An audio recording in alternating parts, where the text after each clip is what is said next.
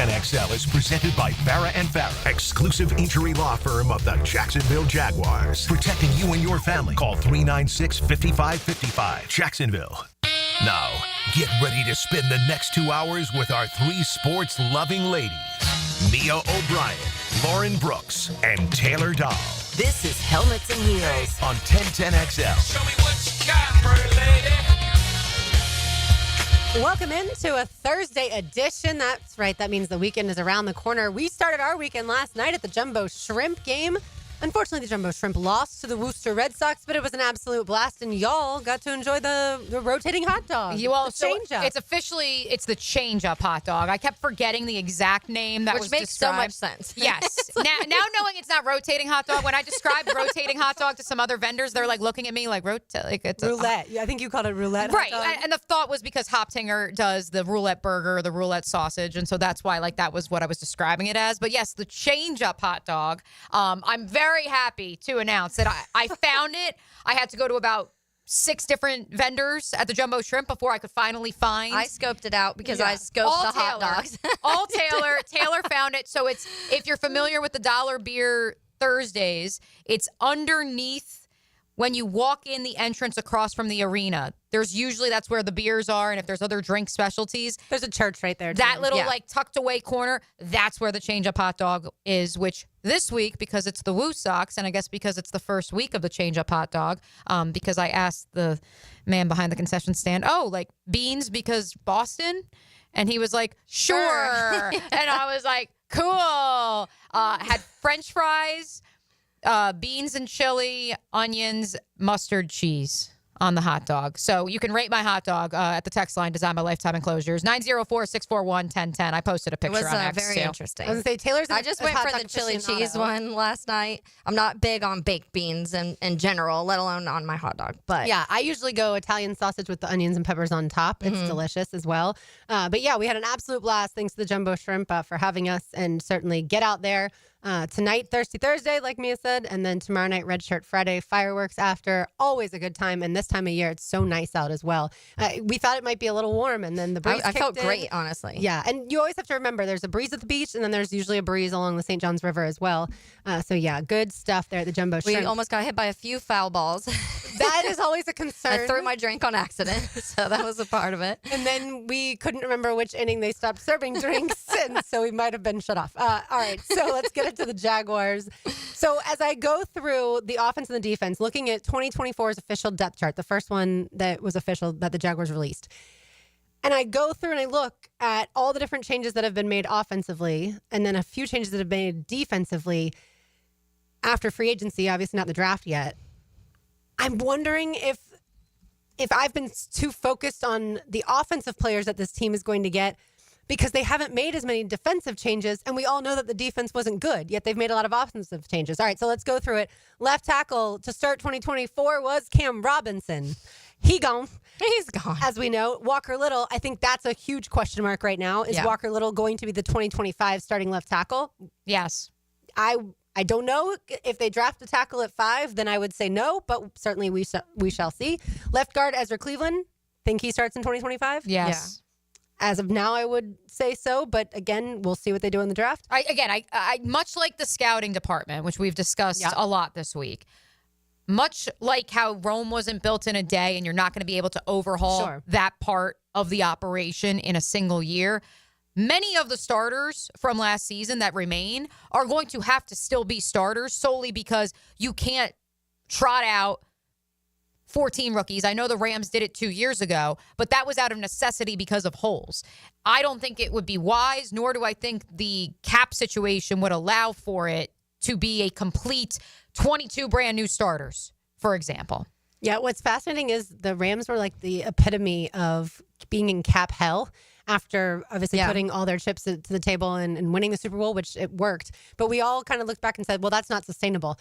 And then they were able to revamp their roster so much that now we do look at the Rams organization and say, we want what they have. Yeah. And I think that's why I'm really excited. I don't think John Osher's podcast with Les Snead I don't think it's come out yet. I haven't seen it. I think it comes out tomorrow. But I'm so excited to hear it from the Jaguars.com crew because I can't help but look at the situation in LA and recognize the fact that while Les Snead was leading the band and leading the charge of screw the picks, we're going to just burn them and we're going to trade for all these premier talent and the banner flies forever.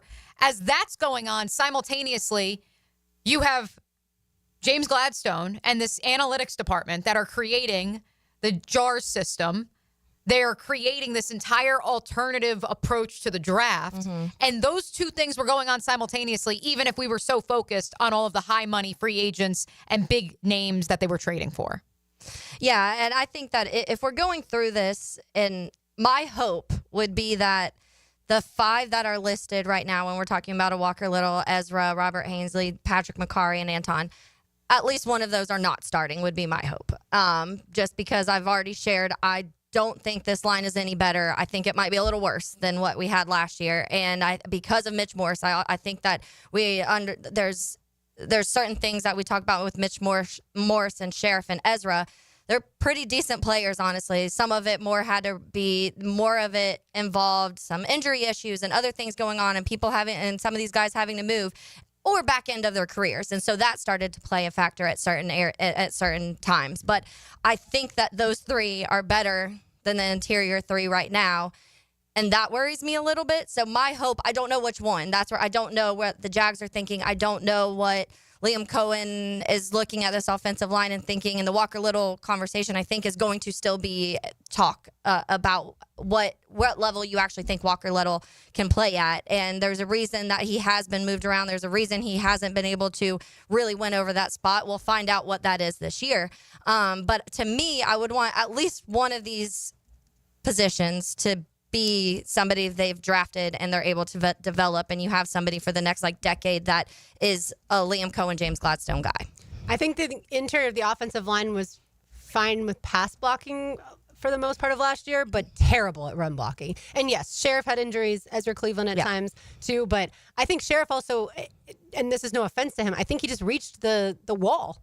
He got to the point where he was no longer the player that he was in his earlier years, and that certainly happens. We see it across the board. It happens, I think, very quickly with offensive linemen as they age. So center Mitch Morse is going to be different. Right guard Brandon Sheriff is definitely going to be different. Right tackle Anton Harrison. He's of the 5 starting linemen. He's of the ones that you just ran off, Taylor. The one that I have the most confidence in is Anton Harrison. Even after a kind of fallback last year, you didn't really see Anton play to the level he did his rookie season.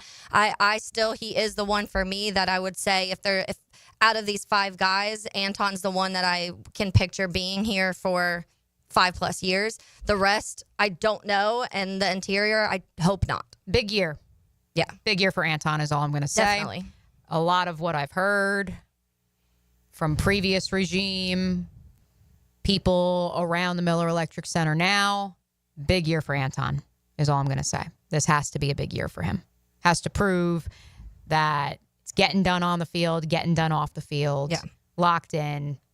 Need to see it this year. So there were some questions about work ethic previously. Yeah, and I think that may be unfair because he was a 21-year-old rookie, and who's teaching him? And we've spent a lot of time discussing the idea of, well, here's your notebook, go figure it out, as opposed to, hey, one-on-one teaching time with the player, whether that be him or anybody else.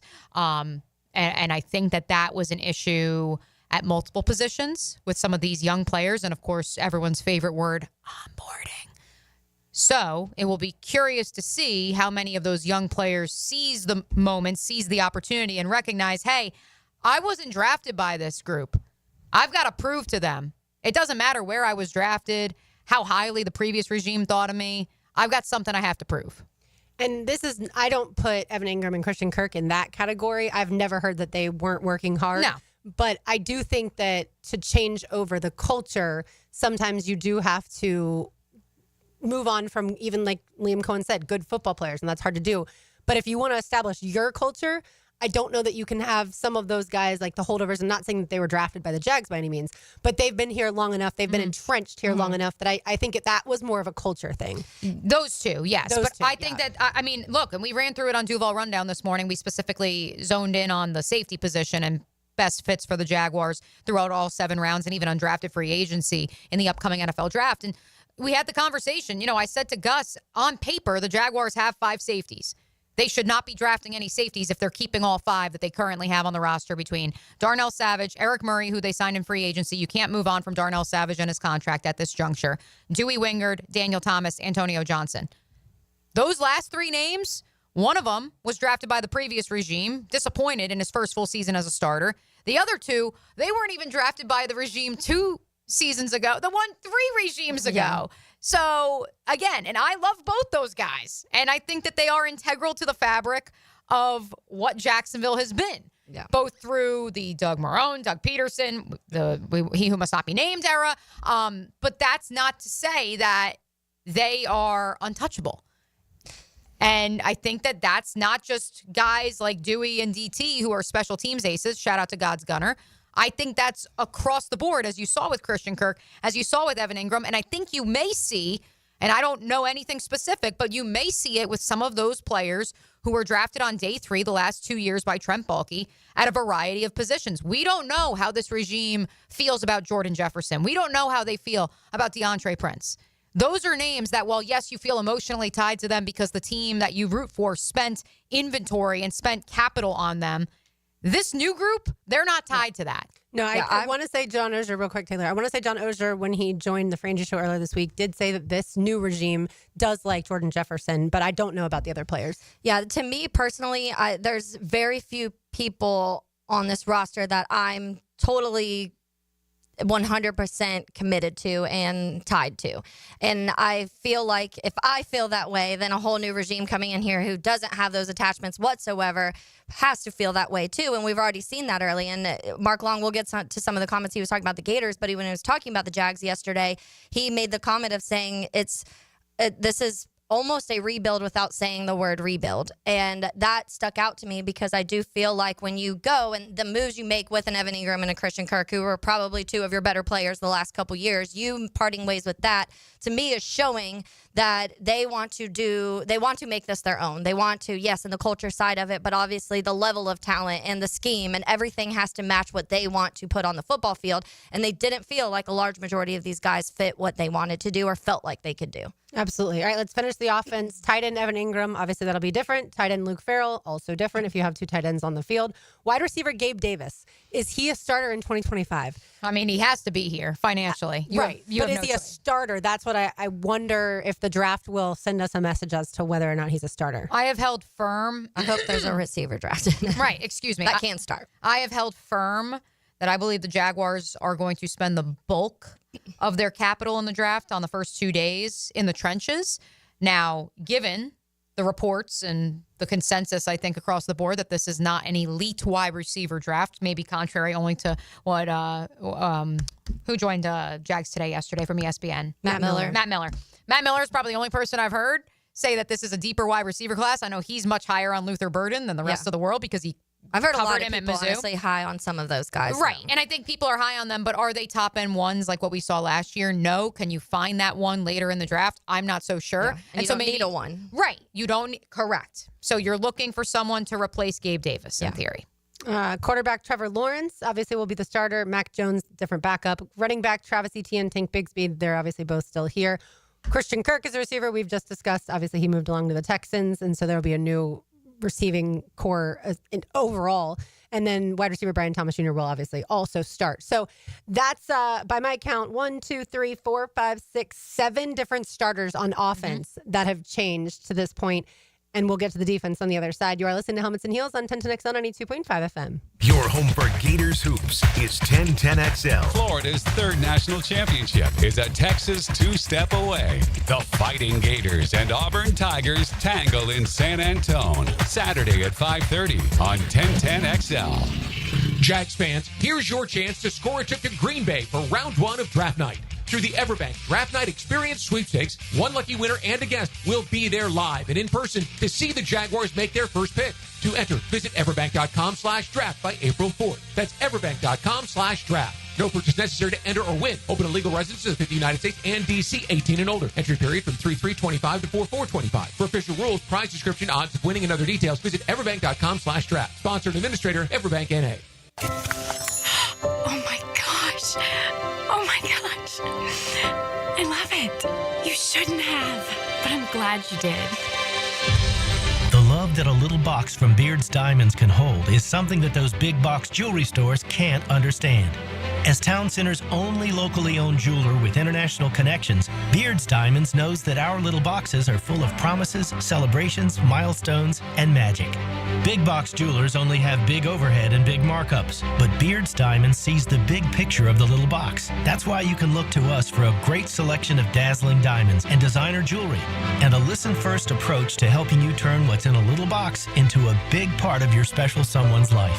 Come experience the local, loyal, and helpful difference of Beard's Diamonds in Town Center. When it comes to helping you celebrate with beautiful jewelry, Beard's Diamonds thinks outside the big box stores. And that makes a big difference. Beard's Diamonds at the St. John's Town Center. If you've played sports or still lead an active life, chances are joint pain is nothing new. This is Dr. George Barry of Barry Orthopedics, and we like to be your option when it comes to taking care of your body and getting back in the game. From shoulders to elbows to hip and knee pain, Barry Orthopedics can diagnose and treat a variety of injuries that are causing you pain. We are Barry Orthopedics and online at barryorthopedics.com. With more than 30 years of experience, our team is here to care for your entire family. Find out more at barryorthopedics.com. That's BAHRI orthopedics.com. Blue here for the Blue Crab House, located right off of San Jose. It's on Jewington Creek Road. They've been around since 1996. Indoor-outdoor dining. Also, takeout is available at the Blue Crab House. Open 4:30 to 9, Tuesday through Saturday. Sunday, noon until 9. Remember, Tuesday, $2 margaritas. Wednesday, $1 oyster night. How about the blue crabs? How about my personal favorite, the Canadian snow crabs? Whatever it is that you fancy, you get it right there. The Blue Crab House. Poker players, the Run Good Poker Series is coming to Best Bet Jacksonville from April 24th to May 4th with 10 poker events, including the $1,200 main event, hosting a $300,000 guaranteed prize pool, and event number 1, a $400 no-limit hold'em tourney with a $200,000 guarantee. The action is non-stop. One in, win your seat through satellite starting April 4th at Best Bet Jacksonville. For all the Run Good Series structures and details, visit bestbetjacks.com. That's bestbetjacks.com. One of the best things about being on the First Coast is standing at the center of the golf world. Yes, it is. Brunch with a Tour. Tour news, tips, and inside info. Brought to you by Clearwater Irrigation. 8:30 Tuesday morning on 1010XL. Are you looking for a place to outfit your truck or van? It's Catlin Truck Accessories. For 105 years and 4 generations, Catlin is the name you can count on. This is Keith Catlin, and we know trucks and vans too. From Lear toppers, ladder racks, van shelving, strobe lighting, roll and lock bed covers, and everything in between. If you want quality products and great customer service, there's only one name. It's Catlin. Who can you count on? Count on Catlin. For 105 years, you can count on Catlin. Are you an experienced chiller technician and looking for a role where your skills are truly valued? It's time to make the move to Local 234 plumbers, pipe fitters, and HVAC technicians. You'll get top pay, comprehensive health and welfare benefits for your family, and a pension that doesn't come out of your pocket. Join the team that's got your back. Local 234, proud partner of the Jacksonville Jaguars. Visit UA234.com to send your resume today. Equal opportunity employer. Your yard starting to look a little like a jungle? Well, it might be time for a little TLC. Or how about RTC, Russell Tree Care? At Russell Tree Care, they give your trees the perfect haircut. Whether it's trimming or removing, they'll make sure your yard looks its best, all while keeping safety as a top priority. Call Russell Tree Care today and let them take care of your trees. Russell Tree Care, 844-4Mr. Wood. That's 844-467-9663. Or visit RussellTreeCareLLC.com today. Your trees will thank you. Been in a car crash? I'm local attorney Rick Alexander, and I've made it our mission at the Alexander Law Practice to listen to you so I can fight for the best possible result for you. I've been practicing over 30 years, and our team focuses on guiding you through the entire process. And because fees and reimbursement costs come out at the end of the case, I will never ask you to come out of pocket.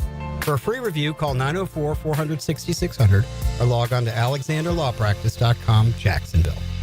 Looking for a great place to enjoy some craft creations and soak up some scenery?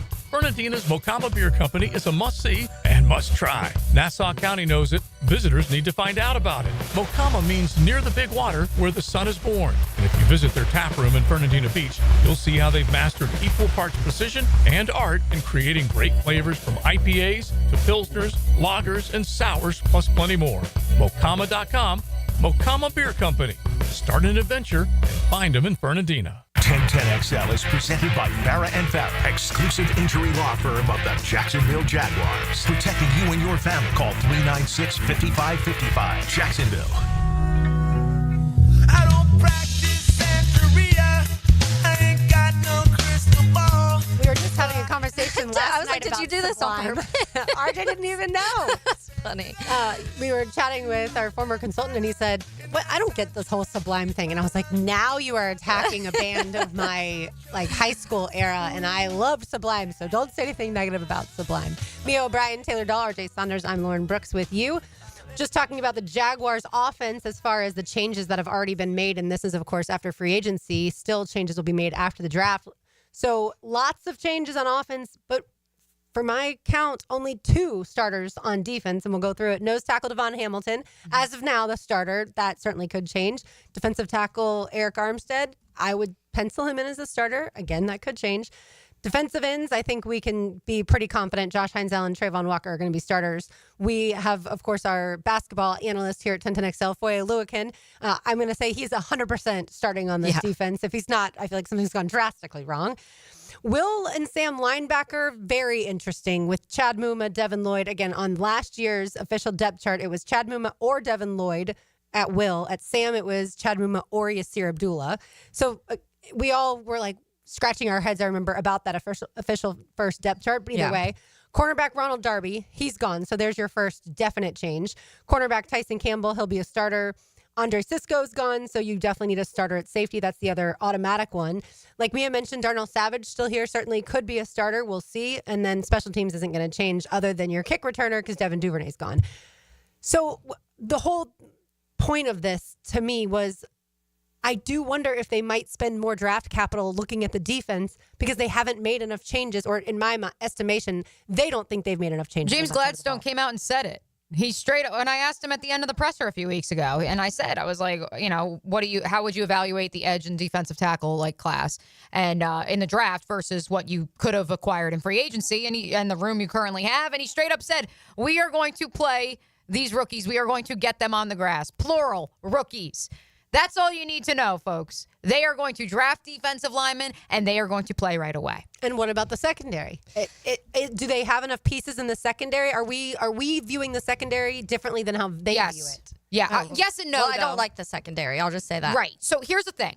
I think that there's a lot, and Rick Ballou was talking about this last night as well. There's a lot of national conversation of, well, even if you sign Jordan Lewis, he's more of a nickel, and so is Jarian Jones. So you need to draft an outside corner opposite Tyson Campbell. And I think that that's the national perspective on this. The Jaguars have a glaring need at outside corner. I don't know if they feel that way. What I have heard is maybe they are not high on the collective, both the cornerback room, and the safety room together in terms of the overall picture. And that's where, again, the conversation about that back end of the safety room comes in because you signed Eric Murray. They're very high on him. You can't move on from Darnell Savage, at least at this juncture. He wants to play more in the slot as well. You've said that he probably will. And so that's where, again, how does this all factor into a defensive scheme that we don't know a whole heck of a lot about? Because there's a couple different influences for Anthony Campanile, whether that be his time with Jeff Hafley, his time with Brian Flores, the fact that 3 of the 5 candidates that Liam Cohen interviewed for the defense coordinator position have Brian Flores ties. That's a defense that plays a lot of chess pieces in the back end, not necessarily a traditional, you are outside corner, you are outside corner, you are strong safety, you are free safety. Right, so maybe corner at 5 that a long time ago everyone had mocked, maybe that's not the answer. Yeah, I think to me it's also a little hard to evaluate both sides completely based on last year because I think that the coordinators on each side of the ball were not very good last year. The coordinators on each side of the ball, I think, didn't really take advantage of some of the talent they did have. And when you look at any of the numbers, when you look offensively about passing or total yards allowed per game, Jags are in the bottom 10.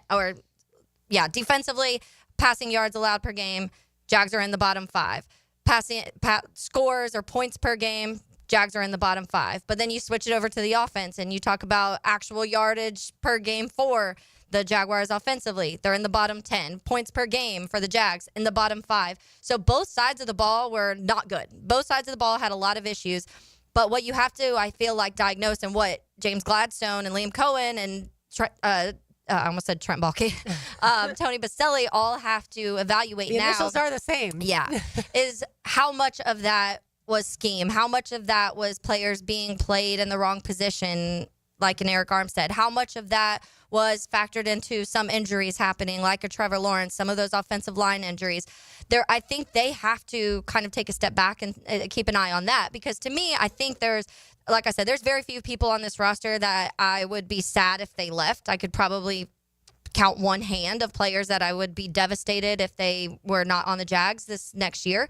But I do think there's other developmental pieces. When you talk about a Mason Smith, how do they value Mason Smith? Because we didn't really get to see much of him until halfway through the season, and then it took a little bit, which we always knew that. Like, from the time he was drafted, that's why I hated the draft pick, because my whole thing was it's going to take this guy a couple years, and to me, if you're drafting someone that high, it's someone that you need and expect to be on the football field right away. That it doesn't. I didn't hate Mason Smith. I just hate where he was drafted at. And so, how much do they value that? How much did they see in that second half of the season from Mason Smith and what he was able to do in creating pressures and kind of doing things on his own at times? And so, some of that is part of it. But I also think Ryan Nielsen was such a disaster that it made a lot of these players look worse than what they actually are. And that's coming from someone who wasn't very high on a lot of these guys before the season. I had a lot of questions about the secondary. I had a lot of questions about, or more so saying, this guy needs to take a massive leap up for this secondary to be successful. Andre Sisco was one of those guys. I said, if Andre Sisco doesn't take a big leap and continue to develop, the safety room is going to be in trouble. And it was. And so I think that for them, they do have to evaluate not only the players, but also how much was that scheme and coaching and everything affecting some of these guys that maybe could have gotten more, like an Eric Armstead, like Ventrell. How much more are we seeing of Ventrell? Does Ventrell continue to develop? So to me, there's pieces that I like here.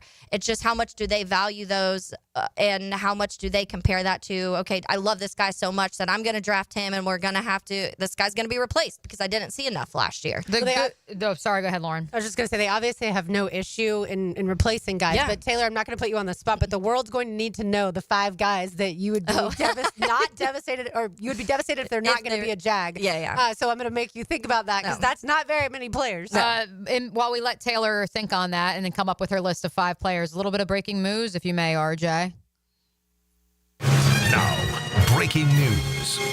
Officially, here is the calendar for your Big Cats here for the next few months of off-season workouts. As we knew, they will report next Tuesday, or this upcoming, I guess technically would be the wording, Tuesday, April 8th. Voluntary mini camp, because this is a first-year coaching staff, April 21st to the 23rd, earlier that week of the NFL draft. Rookie mini camp still to be determined. That will be either that first weekend in May or that second weekend in May. OTAs, May 19th, May 21st to the 22nd, May 27th, May 29th to the 30th, June 2nd to the 5th, and then mandatory mini camp, June 10th through the 12th.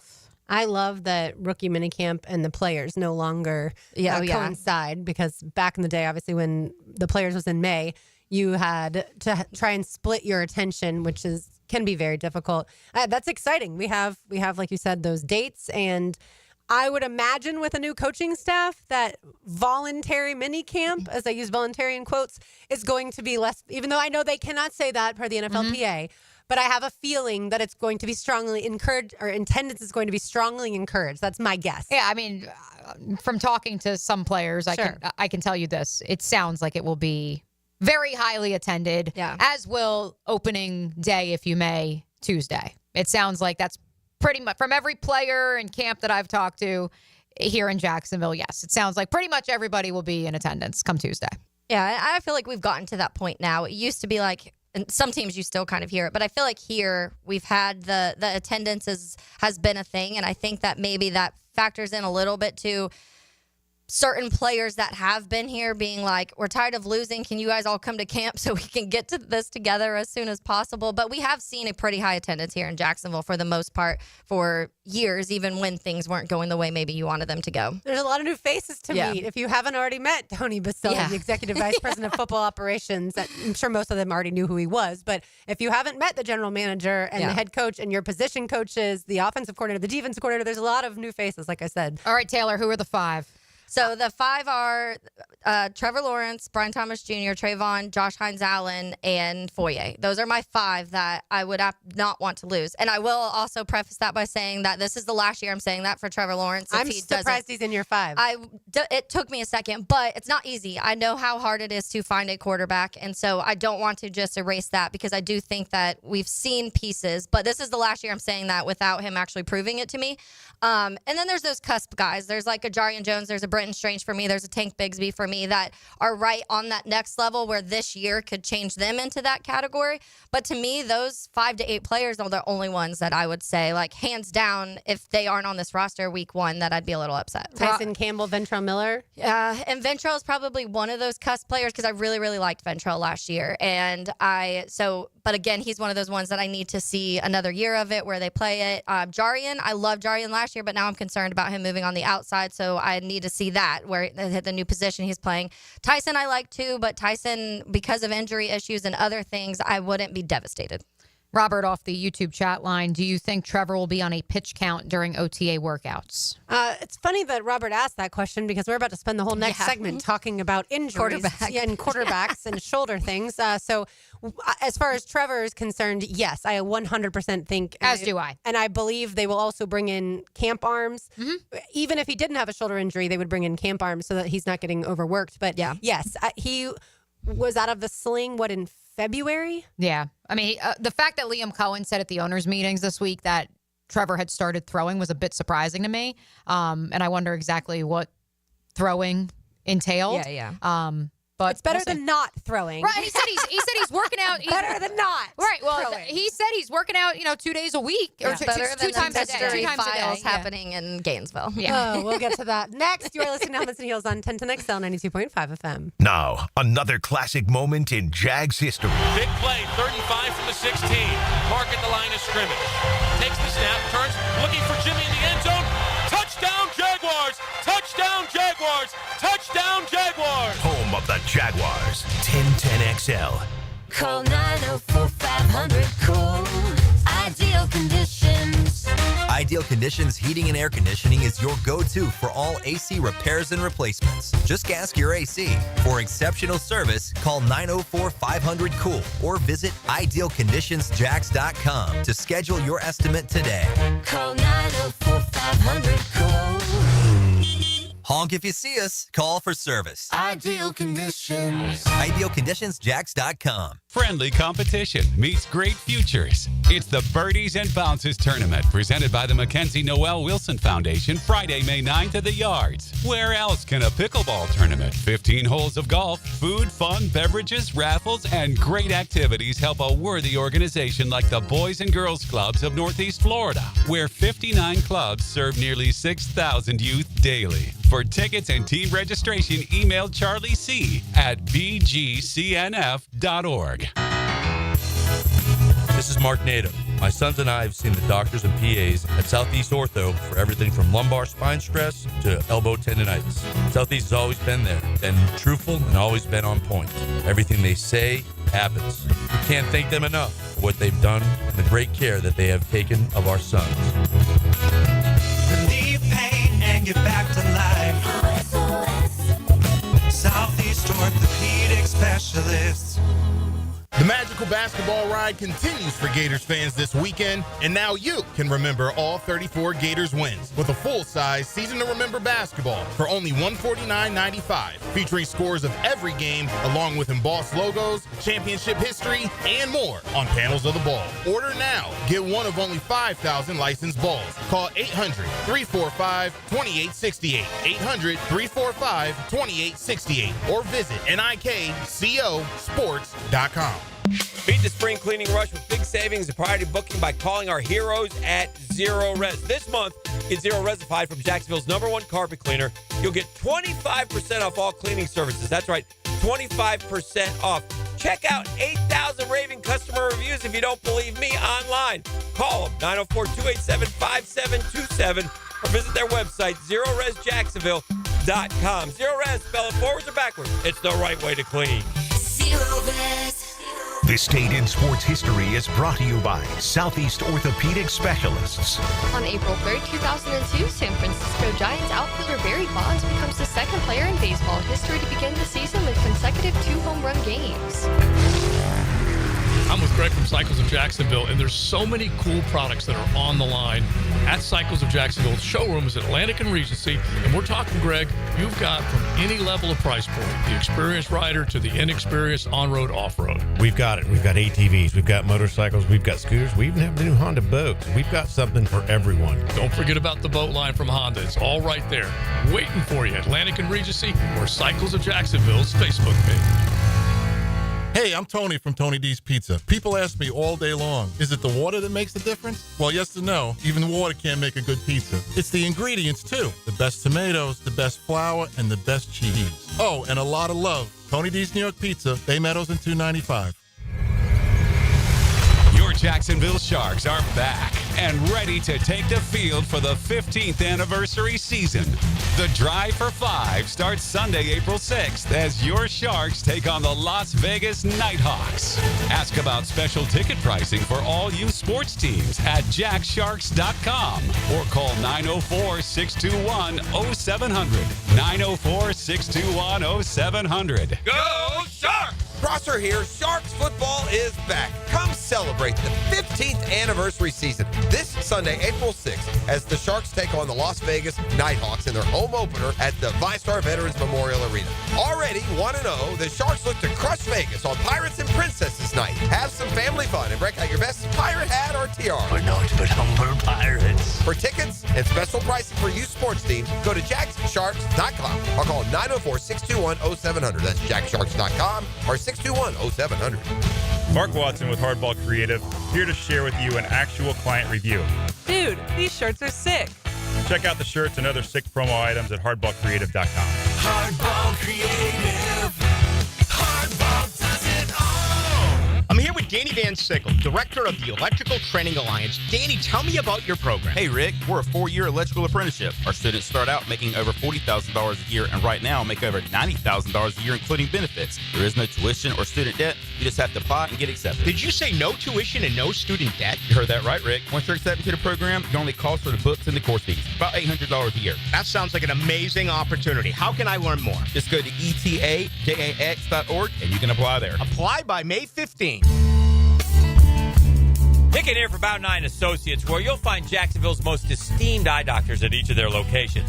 After being selected for one of the most competitive ophthalmology fellowships in the world, Dr. Frank Bowden is frequently called upon for his expert opinion. He is currently one of the few cornea and external disease specialists in the area and the founder of Bout 9. Visit Bout 9 Associates today and experience the difference. Bout 9 Associates, keeping the First Coast focused.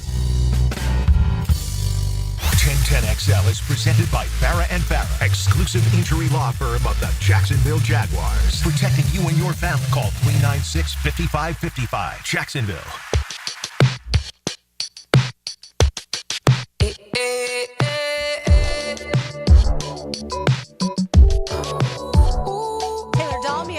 RJ Saunders. I'm Lauren Brooks with you on this beautiful Thursday afternoon. We're going to pivot to the college ranks here, but I have a bit of a segue, if you may. Go for it. Florida basketball, of course, will play in the Final Four on Saturday. Many of the local media contingents here throughout the Sunshine State have descended upon San Antonio. That includes friend of the program, Darren Stoltzfus of Wesh in Orlando. He just tweeted out, Lauren, "We just wrapped up our time in the Gator locker room. We're awaiting Todd Golden's first press conference at the Final Four. This place is buzzing. Gator players were loose, loud, and playing the EA Sports Football 2025 game.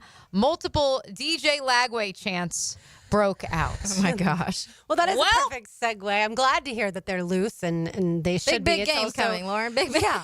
Yeah. Mia made me nervous yesterday when she said 72 hours away. I was like, already? I already have to get in this mindset of how nervous I am and what I'm going to wear and what I'm going to have to change into. Which, true story, during last Saturday night's game, I may or may not have gone into the hamper because there was a romper I had worn that it wasn't that dirty. I just was like, I'll wash this. And then we had won while I had worn that romper. And so I had to put it on and look what happened. Yes. So I will be wearing that romper, but it will be washed this time around. All right. Or so maybe not. Yeah. Maybe don't wash I mean, at this point, who knows what I'm going to do? I am such a superstitious person and I hate it about myself. All right. So speaking of DJ Lagway and the reason that he is the talk of the town, whether it's in Jacksonville or Gainesville or San Antonio, is because yesterday on the Frangie Show with Hacker and Hayes, Mark Long from the Associated Press said that there is a red flag when it comes to Lagway because of this. There is cause for concern regarding DJ Lagway. And anybody who doesn't see that and anybody who's listening to Billy Napier and believing what they hear, I got some swamp land to sell them. Your quarterback is not throwing in spring practice in a developmental period where he's a freshman. This isn't a fifth-year senior we're talking about coming back for one more year. This is a guy who barely started half the season last year and is in a complete developmental, needs reps, needs time, needs all of that, and he's not getting it. He has a shoulder injury. It's enough of a concern that they're not playing him into critical off-season developmental time. That should raise a big red flag for Gator Nation. Yeah, your quarterback is not throwing the football. That we know, even though Billy Napier said that DJ Lagway had taken snaps, he also said, no, he is not throwing the football. But we don't know why he's not throwing the football. And because it's college, not pro, we don't have the demand to know, or we demand to know, but we don't have the requisite is not there. He does not have to divulge any sort of medical stuff surrounding DJ Lagway. Well, if that wasn't enough, that DJ's not throwing, here's Mark Long with what he thinks the future holds. I have been told that at some point he is going to have or needs to have shoulder surgery. I'm not a doctor. I don't know. I haven't seen an MRI, an X-ray, or anything. But that's what I've been told, that either he has it this year or he has it next year. They don't want him. He doesn't want to have it this year. Nobody wants him to have it this year. But, there's always that concern. It might even be a 2% chance, but it's a chance. The chance of that is terrible news. Yeah. You can't have the guy who some people have put on Heisman watch lists. Yeah. People who watched him last year, yes, there were some interceptions. He was a true freshman. You cannot deny the size, the speed, the athleticism, the deep ball accuracy. You can't deny how quickly he was picking up on some of these things too. And I think that's what, when he came in last year, that was some of the concern of how quickly is he going to be able to run this offense efficiently and make some of these throws. We knew the arm was there. That was always like the thing with DJ Lagway. We knew but he Anthony was athletic. Richardson had that too. Yeah. And so how quickly was he going to be comfortable? Were there going to be a lot of mistakes? Was it some of that's going to take a little bit more time? It felt like pretty quickly, game by game, he was catching on. And so, when you are looking at somebody like that to Gator fans, that is the biggest conversation you could possibly have, is that the star quarterback that you were already seeing lead this team last year against a very difficult schedule from start to finish. Ever. Yes. Was able to do some of the things he was able to do. I have not met DJ Lagway personally. I would never question the competitive spirit that I've seen, if only on my television screen from him. But I'd be lying if I didn't tell you I listened to that soundbite from Mark, and maybe it's because I've hung out with Mark Long too long and my cynicism now runs deep in my brain. But my first thought was, okay, let's say the Gators all of a sudden are 3-6, and it appears to be a lost season, and the injury is not getting any better. Does DJ Lagway opt to have surgery then to ensure he is fully healthy for 2026? But why hasn't he? If he needs surgery, why hasn't he had surgery already? That's the billion dollar question. And in turn, if Billy Napier appears to be on the way out, or if he's fired midway through the season, if that was to come to pass, and now all of a sudden, if he then opts for surgery, what is the look then of, well, we basically wanted to just get all the tread out the tire, tread out the shoulder that we possibly could before he had to have surgery to ensure we had a fighting chance to continue the continuity. I'm not worried at this point in time about Billy Napier, whether or not he's on the hot seat. Obviously, right now he's not, but in some Gators fans' minds, he'll always be on the hot seat because they don't like him in general. To me, that's the lesser worry. The bigger concern is what exactly is wrong with the shoulder. From what some people are saying is that DJ wanted to heal naturally, see if the shoulder would heal naturally. He didn't want to opt for surgery right after the season, and that maybe it's not, and this is conjecture, but maybe it's not healing naturally, and therefore that's why the surgery is more on the table now. If he has it now, that would impact, obviously, the beginning of the season. It's about a 4-month recovery. But again, that's all complete conjecture. Is it a shoulder injury? Is it that's what Mark reported? Is it something else that we don't know? And I need his mom or dad to like call us, put on social media what exactly is going on so that Gator Nation can not panic like this. Yeah, it was interesting because yesterday I looked at Mia before Mark Long was even on, before he even made these comments, and I looked at Mia and I was like, what's really interesting is he dropped that bomb. I was like, Mark Long dropped that bomb about DJ Lagway and like shoulder, fishy. And this was like weeks ago, and then we haven't heard anything. Like, why is nobody talking about it? And Mia's like, I know it is kind of weird, something fishy. And then Mark Long came on and made those comments yesterday, and so I did reach out to our friend Cole that works at SEC Unfiltered to see if he knew if he had heard anything or what was going on.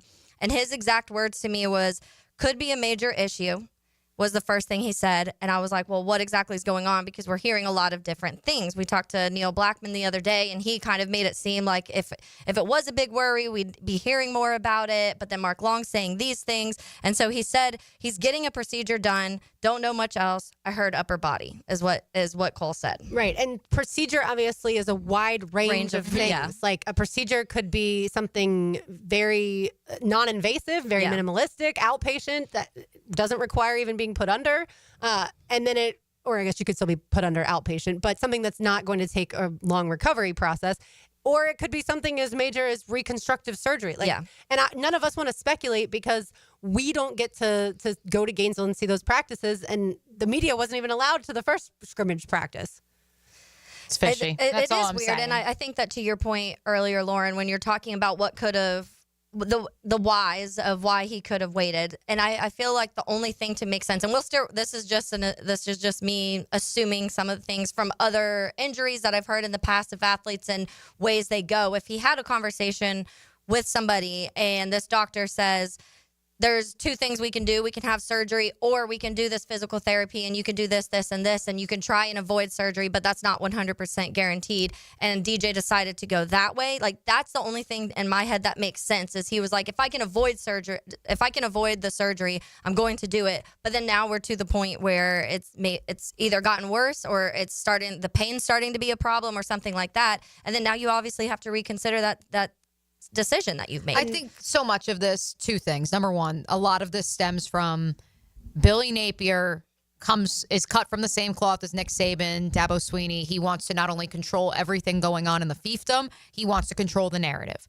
And that right now he's not. Correct. No, he's this not. is getting out of control. But they were for the better part of the last 2 months, regardless of if they're covering something up or if they just quite simply didn't want to get information to be leaked out there. So, and the reason you hadn't heard anything is because nothing's going on as far as the football team until this week. Well, and then the other part of it too is Billy's response was, well, DJ's been at practice, and I know that he's been training as well throughout the country. Like, he's been training this off season.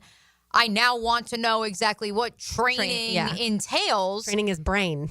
I guess, and maybe or did that training is he squatting, doing lower body something? Like, did that training spark something to end up getting worse, and then he shows up this week and that now they have to have that conversation? It makes me appreciate, going back to our conversation in the last segment, Trevor Lawrence and the way that the Jaguars, doctors, medical professionals, and even coaching staff from last year handled it. Mm-hmm. Like, as soon as Trevor obviously got that concussion, was knocked out of that game against the Texans, they immediately switched into, all right, let's not play him anymore and let's address the shoulder injury. Yeah. Let's have the surgery now so that by the time September rolls around, we have no issues. We'll give him plenty of time to rehab. Well, because they didn't do that the year before, and it was injury. Right. And obviously, the shoulder for a quarterback, for Trevor, it's his left shoulder, so it's not his throwing shoulder. But still, that is something that is, if it lingers, you're in trouble. Yeah.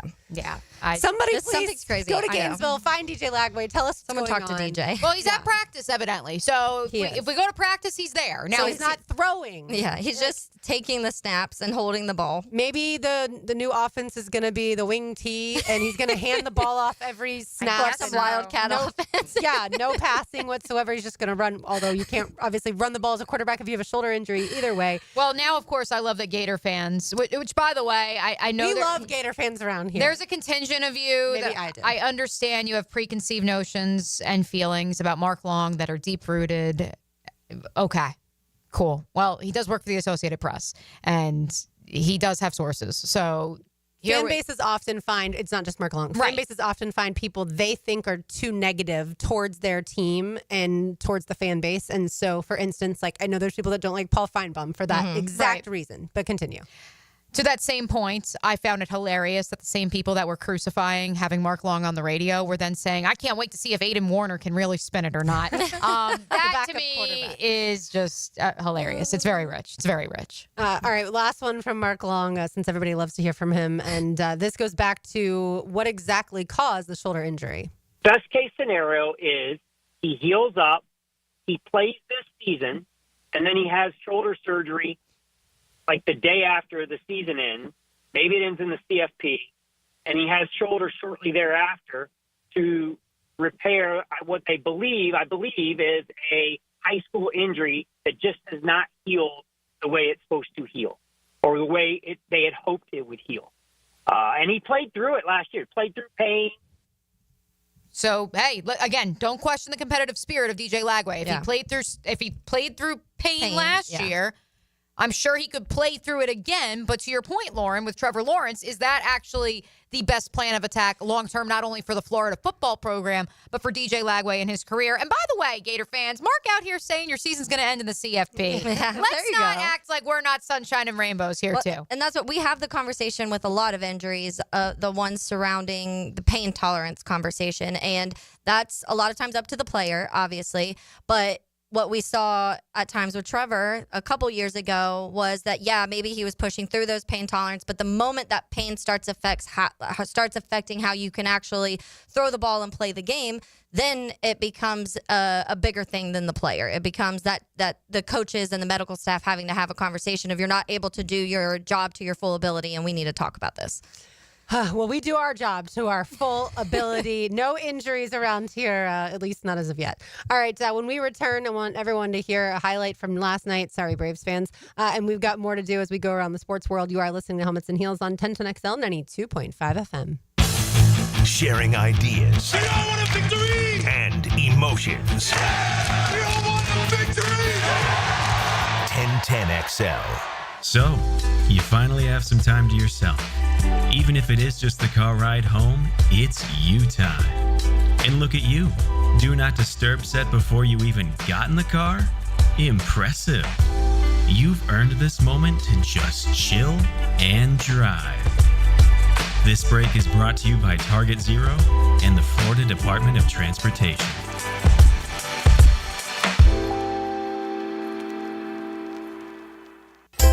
Summer in Jacksonville. Sun's out, flip-flops on, and whoa! Well, there goes Uncle Bob into the pool again. Protect your pool deck with Don't Slip Deck Coatings of Jacksonville. Their multi-layered slip-resistant coatings keep you on your feet, not on your backside. Durable, stylish, and way cheaper than an ER visit. Don't Slip Deck Coatings even has indoor options so your kitchen floor isn't a skating rink. Call 904-466-1839 for a free quote and follow Don't Slip Jacks on Facebook and Instagram. Spring is in the air. Time to wake up your lawn with Heroes Lawn Care. Say goodbye to pesky mosquitoes with their organic and spray treatments. Perfect for outdoor fun. Keep your lawn clean and fresh with their pet waste removal for homes and businesses. Heroes Lawn Care takes care of it all.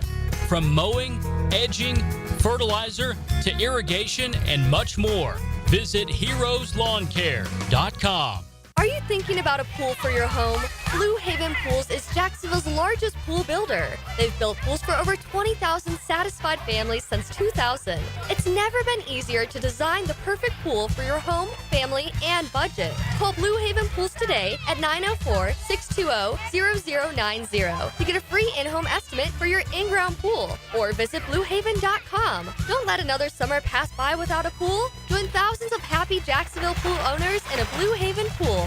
Attention men and women. If you'd like to get your hair back, then you need to listen to some of our clients. John in Orange Park. IHRS showed me what was causing my hair loss and helped stop it. Call IHRS now at 904-777-IHRS. Find out how to grow your hair back with a free hair and scalp examination. Mike from Bay Meadows. I finally found the most experienced company who could restore my hair. Now I have hair where I had none before. Results guaranteed. Diane from Ponte Vedra. Now I have what lotions couldn't give me. Thick, beautiful hair. Find out why you're losing your hair and how to grow your hair back. Call 904-777-IHRS for a limited time free hair and scalp examination. Now my hair will grow for the rest of my life. Thanks, IHRS. Thank you, IHRS. Thanks, IHRS, for giving me my hair back. Hurry and receive a free hair and scalp examination and get 2 weeks of laser treatments for free. Call IHRS at 904-777-IHRS. That's 904-777-4477. Hair4me.com. The flagship station of the Jaguars. WJXL AM Jacksonville Beach. WJXL FM Jacksonville Beach.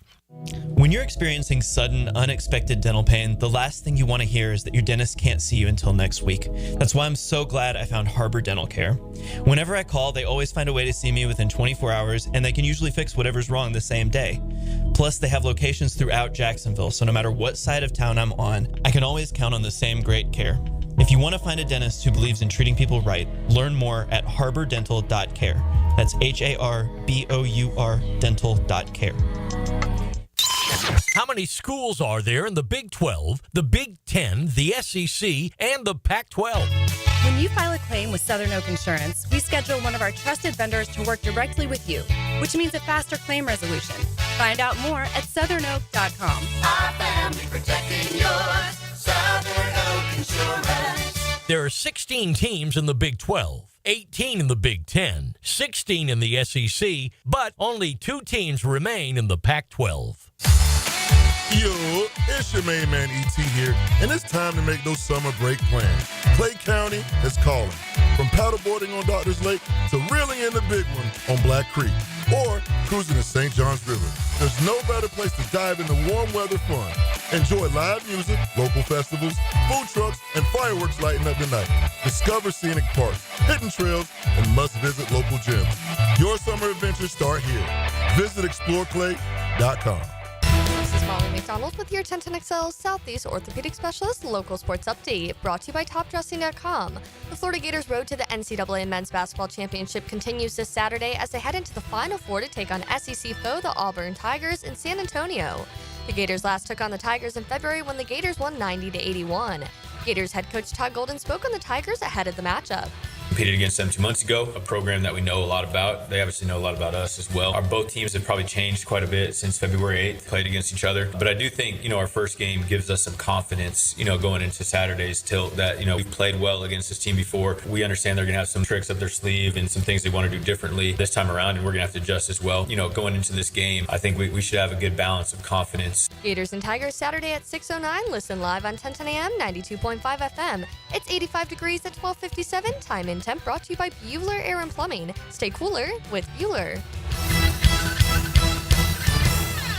1010XL is presented by Farah and Farah, exclusive injury law firm of the Jacksonville Jaguars. Protecting you and your family. Call 396-5555. Jacksonville. High fly ball to center field. Harris is back. Ohtani! Inevitable! Ladies and gentlemen, embrace this. Embrace this man. Embrace this team this season. An 8-0 start for the defending champs. Unprecedented. Every single night, they do something that makes you say, wow! How much fun is this? I would like to publicly state I do not want to laugh at the expense of our coworkers, Lauren and Taylor, who are diehard Atlanta Braves fans. No, this is more about Ohtani than it is about the Braves. I have to begin, though, there because between Jeff Prosser and watching JJ LaSelva tweeting in real time, he changed the graphic. Now it says ass as opposed to Atlanta. I feel bad because, look, I root for the Braves because you can't pick more than one I root for the Braves team. because that makes people in my workplace happy. It makes people in Jacksonville happy. I like when people have a generally positive demeanor because their baseball team is playing well. I have been very chipper because the Yankees have already won more games than I anticipated they would win for the entire 2025 season. And so, hey, listen, I'm happy. I want them to be happy. But man, oh man, just when you think you can finally break through, who else but arguably the best player? Actually, no, there's no argument. He's the best player in baseball. The Braves had Breaks a your heart. 5-0 lead. That's what's so sickening for Braves fans. And again, this is less about the Braves. Their 0-7 start is highly unfortunate, especially for those who care about the Atlanta team. But it's more about Shohei Ohtani. And make sure you set time to watch this guy. I know he's on the West Coast. We used to say that about Mike Trout. People don't see him because he's on the West Coast. Well, this is different. This is the Los Angeles Dodgers, who are completely loaded, even if they don't have the highest payroll in all of baseball, which everyone thinks they do, but they're up there. It's make time to watch Shohei Ohtani because you will tell your children and your grandchildren that you got to see Shohei Ohtani play baseball. Yeah, and there's moments for the Brave side. You have bases loaded with Ozuna, Riley, and Olsen due up, and you don't get a run. You don't get a run. That is the most. And I said this the other day when it comes to that walk-off grand slam being the most frustrating part of baseball. That's probably the most frustrating thing. When you have bases loaded, no outs, 3 of your best hitters due up, and you can't get a single run out of that. That is when you're calling your season at that point. You're already, this is done, this is over, we can't score. And like you said, you're up at one point, so you're already ahead. But to the point of Ohtani, he's just one of those guys where he's incredible to watch in everything that he does. Every single game, he's doing something where you're like, how did he do that?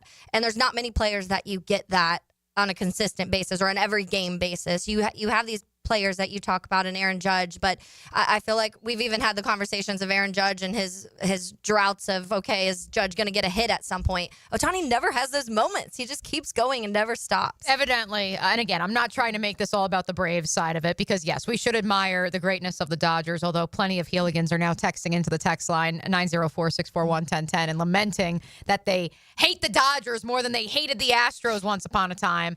I wouldn't go that far because the Dodgers aren't cheating. They're just really good at this game called baseball. But apparently we missed spending, or at least really I missed this on the drill this morning. Mm-hmm. Evidently the boys have now dubbed them not the Braves, the Afraids. So Prosser has dubbed them the Afraids. So maybe we need to take the word ass and instead put Afraids. If someone out there, Dell, I know Dell's listening. Mm-hmm. Dell also texted in and said that Mark Long's the GOAT. So Dell, if you want to Photoshop the Afraids, I think the crew in the morning would absolutely adore it. And I would, again, I don't want to laugh. And I have many friends who work in the Atlanta area, including for the Braves organization. I don't wish this upon them. But at the same time, it's just inexplicable because this is a roster that, well, yes, you just lost your massive free agent acquisition to 80-game suspension. At the same time, this is still a talented roster. And I know Prosser went on the rant and he said this is not the same team from 2021. You haven't earned anything. And I agree with that. But it's still, if only on paper, a talented roster. I don't know how this season has started the way it has. If anybody knows how quickly that can fall apart, it's me with the Cubs, because the Cubs win the World Series and a few years later, almost the entire, every major anchor of that team was gone, or the ones that were here were not performing nearly at the level that you wanted. It can fall apart quickly. And that's the crazy thing about baseball is there's a lot of hot and cold in baseball, even throughout one season, but throughout careers in general. And when you talk about, to your point, I think you mentioned this yesterday, Lauren, the only 2 teams without a loss right now are the Dodgers and the Padres, and they're both in the same division. And so, no one's paying attention to the Padres. And the Braves are 0-7. I think you can easily relate this to the Jaguars in 2022. And it's when you think you have the core, the foundation of a team, you think you're going to have that core for years to come, and sustained success will come with that. And you blink. Mm-hmm. And from 2022 to now 3 years later, which D-Rock in the handoff jokingly said it's been a decade and a half since 2022. And I was like, it really Not quite. hasn't. Yeah, it's been like that, feels like, for 2017. But that's what the Jaguars thought they had. And when you don't have the right foundation, you have to go in a completely different direction, and there's going to be pain along the way. And There's pain. Jacksonville has Pain felt everywhere. Pain everywhere. to channel our inner Jameis. Yeah, go ahead. And it does, because I think that it also takes a little bit of things going right. And if we talk about the Jaguars 2022 season, and we mentioned that a lot about how there was virtually no injuries that season, and the ball literally bounced their way several times, and the Chargers had to have one of the Chargers collapses, and like things had to go so perfectly. I have a friend who is very adamant. We may need to get him on the show because he's a big baseball guy, and he is adamant that the Braves cheated that year in some way. He doesn't know how, but he has a whole when they won the where their trash cans. He has an Excel sheet breaking down every single roster, every single guy on that roster that year, and their numbers that year compared to the rest of their career. And every single guy on that roster had a career year. That season, they won the World Series. But again, I think that in part, and I don't know, I love his theory, and I love listening to him go on the rant about it. But I also think that sometimes that happens. Mm-hmm. Sometimes everything, like Christian people just Kirk stay and healthy. Zay And Jones you had have these career years years. where it's like everything's going right, the momentum's like going your direction, and sometimes it's not. It's just one of those things that everything feels like it's in the timing's perfect, the coaching's perfect. It's magical. Yeah, that's the best word to use. And I'm getting goosebumps as you say that, because when it comes to the Florida men's basketball team, just this season alone, it has been magical. Like, for me to explain to someone that Micah Hanlogton had such a gruesome leg injury that they had to like shield the other players. The other players were sobbing because it was so bad. It wasn't just your average rolled ankle, right? And that he was supposed to medically redshirt this season. That was the plan in place. And the moment that Alex Condon did have a routine twisted ankle, Micah Hanlogton decided to forego an entire year of college athletics, which in the sport that he loves, to help his team, and was able to, and the stats may not reflect his importance. He is a massive reason that they are in San Antonio for the Final Four. That is not normal. Like, to have a player that willing to be that selfless, that's not normal. And to have him be able to create the impact that he's had. And that's, I get goosebumps because the season's not over, so I don't want to jinx anything before they play the final. I go back to the opener against South Florida. When I came back and I said to you guys, I'm like, he's like jumping up and down. Like, this doesn't. Yes, we talked about that on the show. Because all the focus is on Olivier Roux, the 7'9" guy, and rightfully so. But yeah, Micah Hanlogton was, and he always was this season before he came back and played, the biggest cheerleader. He looks like a manager that from a medical miracle. Yeah, right? absolutely. That's the part of how this quickly that he was already. He physically was the biggest cheerleader. The point is whether it's baseball, basketball, or football, the idea of sustainable success. How can you bottle that up? Tangibly bottle it up. Right. So we would be billionaires. Right. So another plug for today's Duval Rundown. One of the arguments that Gus and I made is this idea at the safety position of you need to have Earl Thomas as your roaming free safety center fielder, and you need to have Cam Chancellor to crowd the box like the Seattle Seahawks Legion of Boom defense had, right? He said that when he joined us on Monday. Right, exactly. And we discussed on Monday about this idea of safeties need to be able to do a little bit of both, maybe even come inside and play the slot a little bit as well, because the idea of the Legion of Boom and the fact that they had all pros and pro bowlers up and down the lineup, first off, it's not sustainable because at some point or another, you're either going to have to pay all those guys that are on rookie contracts, or B, they're in the tail end of their career and they fall off a cliff. The same could be said, Taylor, with all due respect, the 2017 Jaguars and the 2018 Chicago Bears. Yeah. Those were two instances, and I would put the 2023, 2022 Jets in the same exact boat.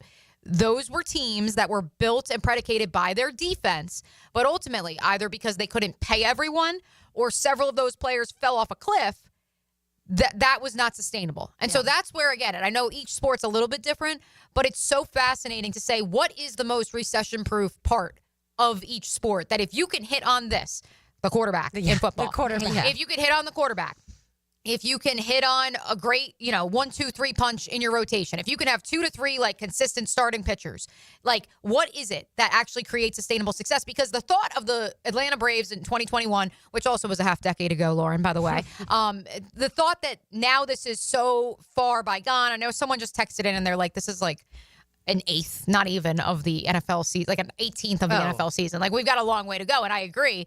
But the point is, that's baseball. How did things change so dramatically? Because we started the 12 o'clock hour by looking at the Jaguars 2024 starting lineup and how it's going to be different in 2025. This is vastly different than last year, let alone in 2021.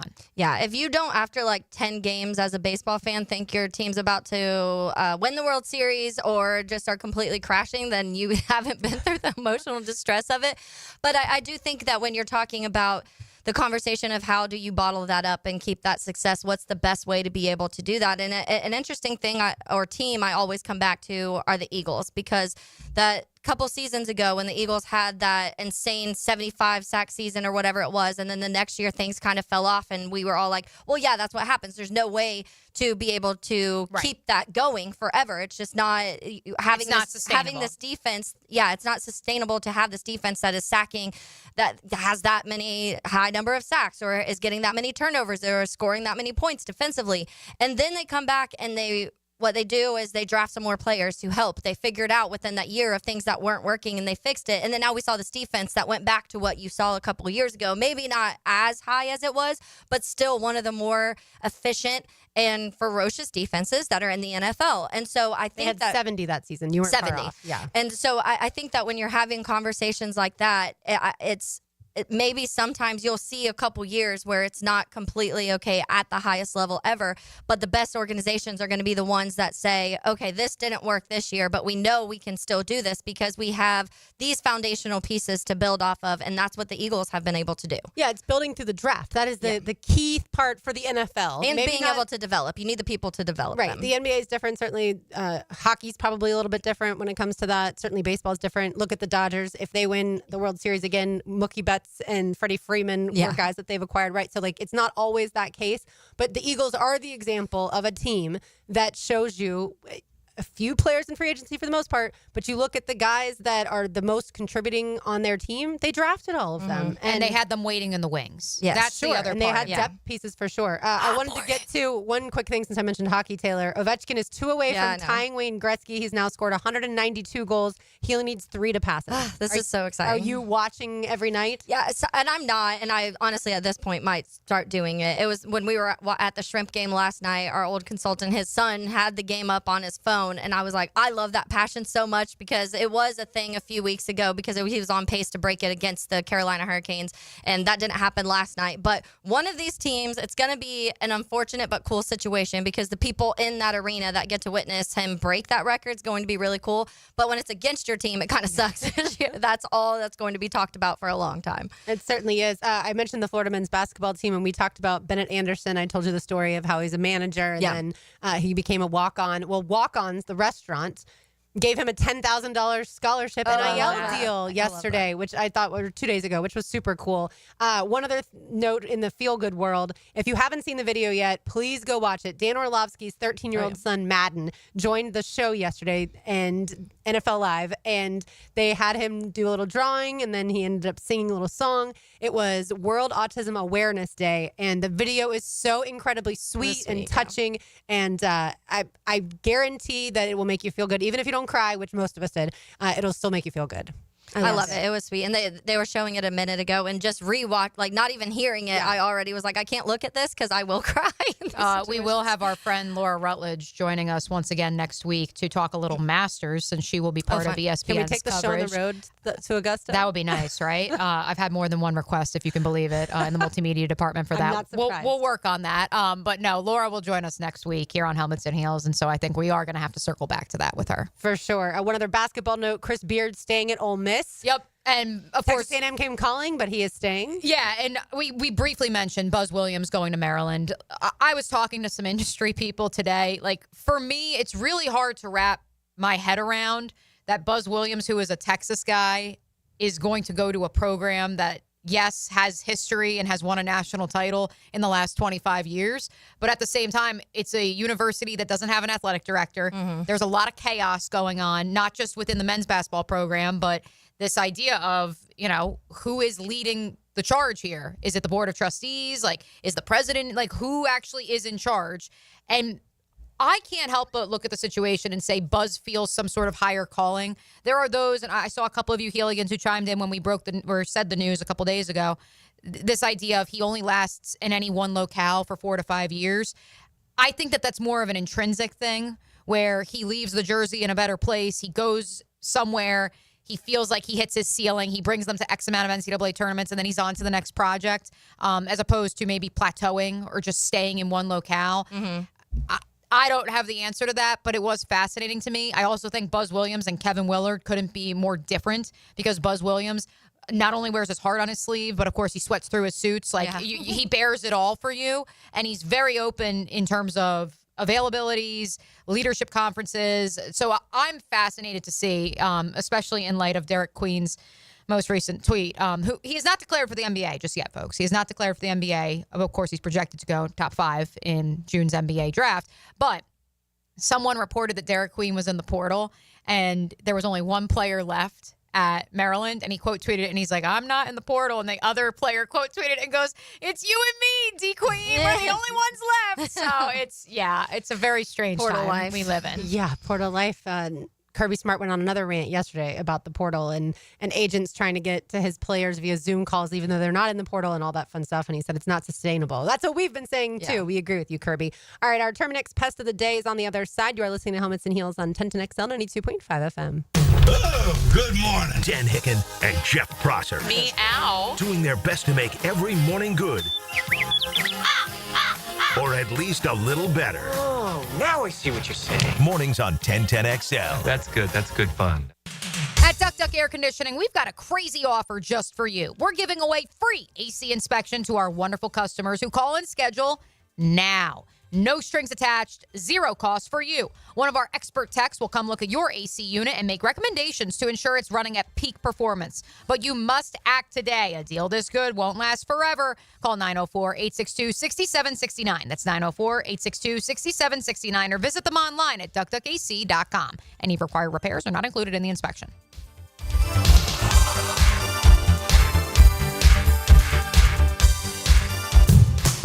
Daily's Dash is not only your Jaguars game day stop, but a great place to grab a meal any day of the week. To honor the Jags and the fans, we've crafted the Duval sub. The Duval comes with freshly sliced turkey, ham, melted cheddar, and habanero jack cheese, topped with crisp lettuce, fresh tomatoes, and a double portion of our secret sauce, all served on a fresh roll. Come by your local's Daily's Dash today to get your delicious Duval sub. Daily's is the official convenience store sponsor of the Jacksonville Jaguars. Open early and open late. Dailies is always there, making things easy for you to cruise in and cruise out. So hit Dailies Cold Case the next time you're craving a cold one. Bud Light by the case, plus plenty of singles to choose from. Corona, to the king of beers, to Stella or a Natty. They're all cold at Dailies. Beat the spring cleaning rush with big savings and priority booking by calling our heroes at Zero Res. This month, get Zero Resified from Jacksonville's #1 carpet cleaner. You'll get 25% off all cleaning services. That's right, 25% off. Check out 8,000 raving customer reviews if you don't believe me online. Call them, 904-287-5727, or visit their website, ZeroResJacksonville.com. Zero Res, spell it forwards or backwards. It's the right way to clean. Zero Res. Start your Saturday with a whiff of the great outdoors. Captain Kevin Favor here with Captain Kirk and Jeff Lagerman, and we bring you the fresh air of the great outdoors. On the Nimnit Outdoors Show, presented by Duck Duck Rooter Plumbing, Septic, and Air Conditioning on 1010XL. It's game time for your business, and Advanced Business Solutions has the winning play. With Xerox copiers, you'll never miss a deadline. Fast, reliable, and built for high performance, Xerox copiers keep your team ahead of the competition. From printing to scanning, Xerox brings the MVPs of efficiency to your office. Ready to make the winning move? Hire the champions at Advanced Business Solutions. Veteran owned. Printers, copiers, and IT management. Advanced Business Solutions. The housing market is as busy as ever on the First Coast. And if you've moved in or moved on, make sure you have a team of trained electricians ready to help. American Electrical can make sure you're up to date electrically and maximize your living experience. Smart home automation services, home theater systems, outdoor and dock lighting, and backup generators. American Electrical can do it all. A team you can trust with highly trained technicians ensuring you have the best living experience. American-Electrical.com, a leader on the First Coast and powered by professionalism. Tired of seeing the signs of aging? Spring is here, a time to renew. I'm Dr. Mark Capel, a board-certified dermatologist, here to help you look and feel your best with minimal to no downtime. Rejuvenate your skin, strengthen your core, and sculpt your body with advanced face and body treatments designed to restore your youthful glow and confidence. Just in time for spring and summer. A healthier, more fit you starts now. Visit dermagnify.com and step into spring looking and feeling your best. Your Jacksonville Sharks are back and ready to take the field for the 15th anniversary season.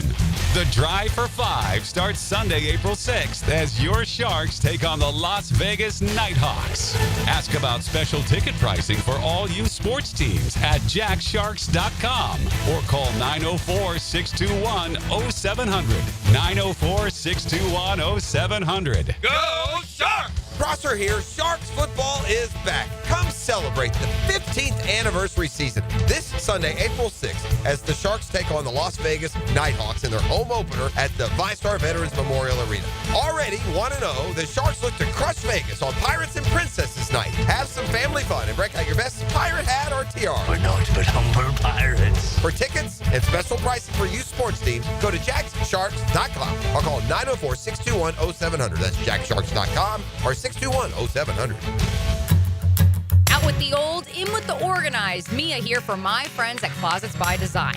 Freshen up your home this spring with a custom organization solution. For a limited time, take advantage of our spring special and enjoy exclusive savings on closets, garages, home offices, and more.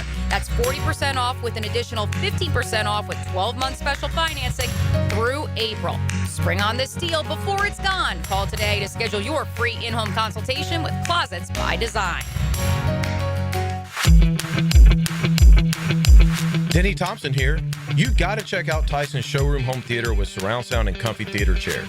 You can transform your living room into a cinematic experience. I can stay there to watch all my games. It's that comfortable. Call Tyson today and bring the theater experience home. Tyson Sound and Security, your security, home theater, and home automation experts. New showroom at 3555 U.S. Highway 17 in Fleming, Iowa. You've got a lot on your plate. The last thing you need is car trouble. At Maxie's Mechanics, we help you keep your cars, trucks, and SUVs running safely. Visit MaxieAutoRepair.com today for honest service, reliable repairs, and peace of mind for you and your family. 1010XL is presented by Farah & Farah, exclusive injury law firm of the Jacksonville Jaguars. Protecting you and your family. Call 396-5555. Jacksonville.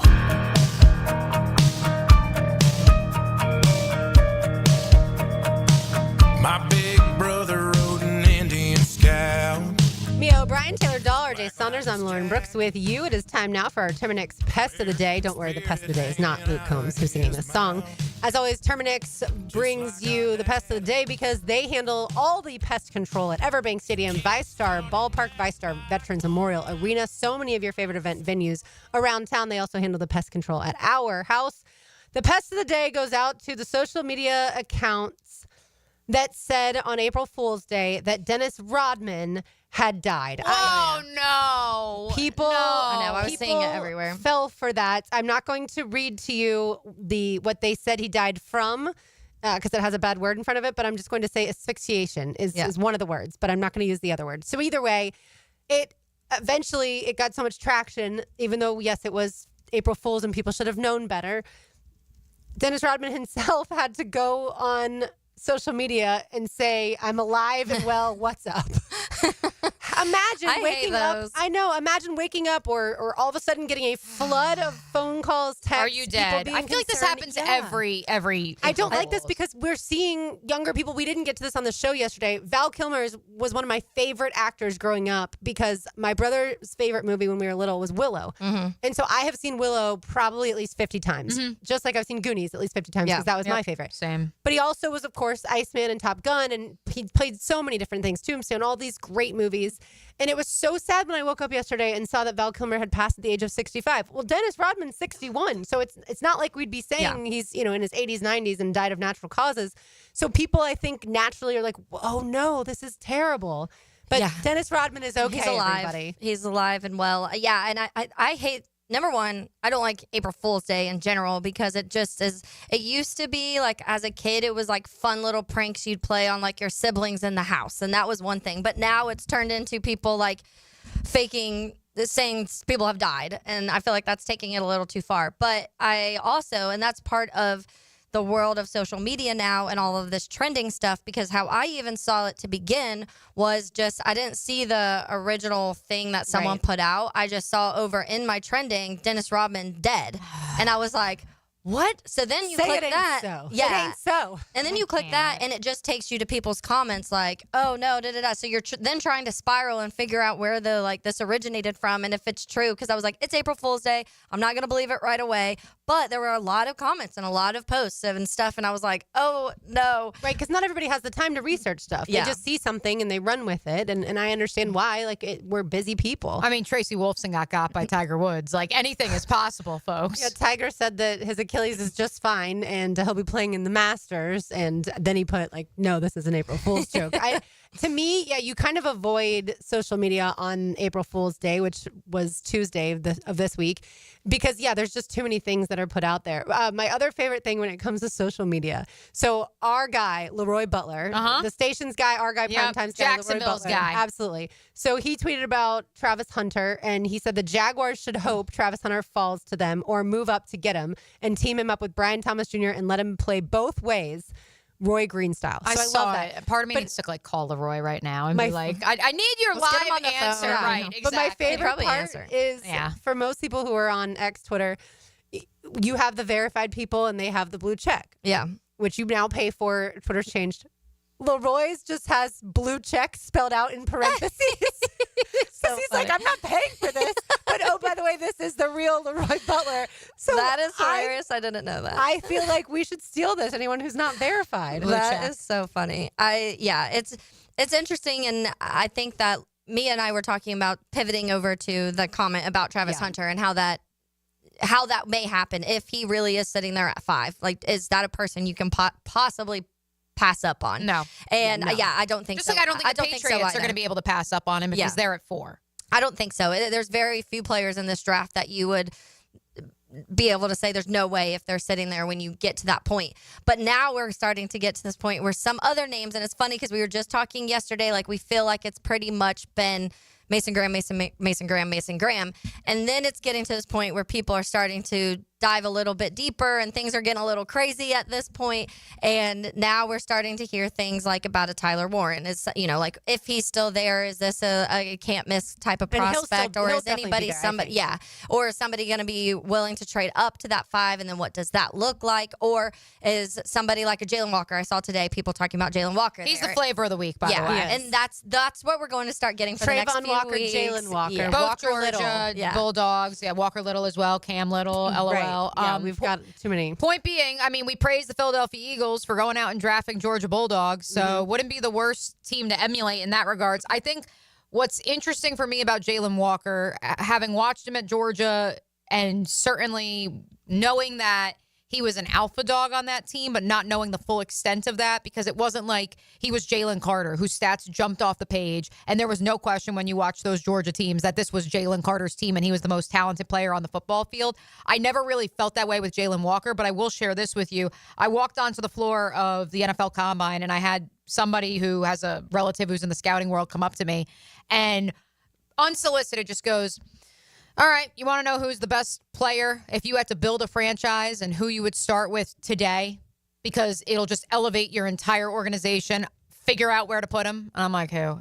And he goes, Jalen Walker. And I said, really? He goes, go listen to him right now. Like, go over there and go listen to him and walk away and tell me that this guy isn't a game changer for a franchise and isn't intangibly rich. And that's where, I had no real intel. And not that I have any specifics on what the Jaguars front office is thinking with regards to Walker, but certainly was interesting to get one scouting perspective of this is a guy who will elevate your entire franchise. 1 sack in 2022 in limited action, 5 sacks in 2023 for Jalen Walker at Georgia, and then 6.5 sacks this past season. So I think some people, those stats aren't sexy enough. Because what is he playing? Like, that's the $1 million question. What is he playing? And then also, if you're the Jacksonville Jaguars, if he is your third edge rusher, whether that's as a Sam linebacker on first and second down, and then on third down, Trayvon Walker kicks inside and he goes to the edge, which I think is become also like a very cliche. Like, everybody in the league is like, kick Trayvon Walker inside on third down. Duh. Even if you do that and he gets you 6 sacks, that's how many did Roy Robertson Harris have? How many did 2.5, I think? 2.5, and how many did Mason Smith? 2.5, right? I think it was 3. I think 3. Okay, so Roy Robertson had 3. And Mason finished third on the team in sacks. So that's Mason had 3 for sure. So that's 3 more sacks than your third. We know Mason didn't play all season because he had an injury to be correct. But point being, if Jalen Walker is your third edge and he's getting you somewhere between 6 and 9 sacks, nice. That is what DeJuan Smoot was getting you during his healthy days here in the second half of his tenure in Jacksonville. Yeah. And you would sign up for that every day and twice on Sunday. Roy had 2. So yeah, he was. I remembered it was somewhere in that ballpark. And he was also only here for a half season, less than a half a season. Yeah, but he did play with the Seahawks and didn't. Well, he had that here though. Yeah, I don't think he had any with Seattle. To me, the most intriguing player in as far as how it relates to the Jaguars and who they could be picking, and we talked about this a little bit the other day, is Shedeur Sanders. Like, everyone for a while had Cam Ward 1, Shedeur Sanders 2 or 3. And now you're starting to see Shedeur Sanders in the 20s, like just plummeting down. So if that's the case, then that's not good news for the Jags if they are hoping that someone like Abdul Carter or Travis Hunter falls. Do the Jaguars love Abdul Carter? I have no idea. But for the most part, everyone seems to think that it's Travis. If you just look at big boards, it's Travis Hunter 1, Abdul Carter 2. Right, correct. Or in reverse order, and those 2 players will not be there at 5. That seems to be the growing trend. Now, at the same time, Lauren, there is growing optimism for Jackson Dart potentially going in the first round. Daniel Jeremiah said so on Move the Sticks, and certainly a lot of the mock drafts that you're seeing, whether it be Field Yates, I know Dan Orlovsky noted it as well on X, after a very positive pro day, which I was told in December by folks around the Ole Miss program, like, don't be surprised if all of a sudden he starts jumping up draft boards. And I think a lot of that has to do with supply and demand. There's not many quarterbacks in this year's class who you could say, oh, if I need to throw him out there week 1, could he figure it out?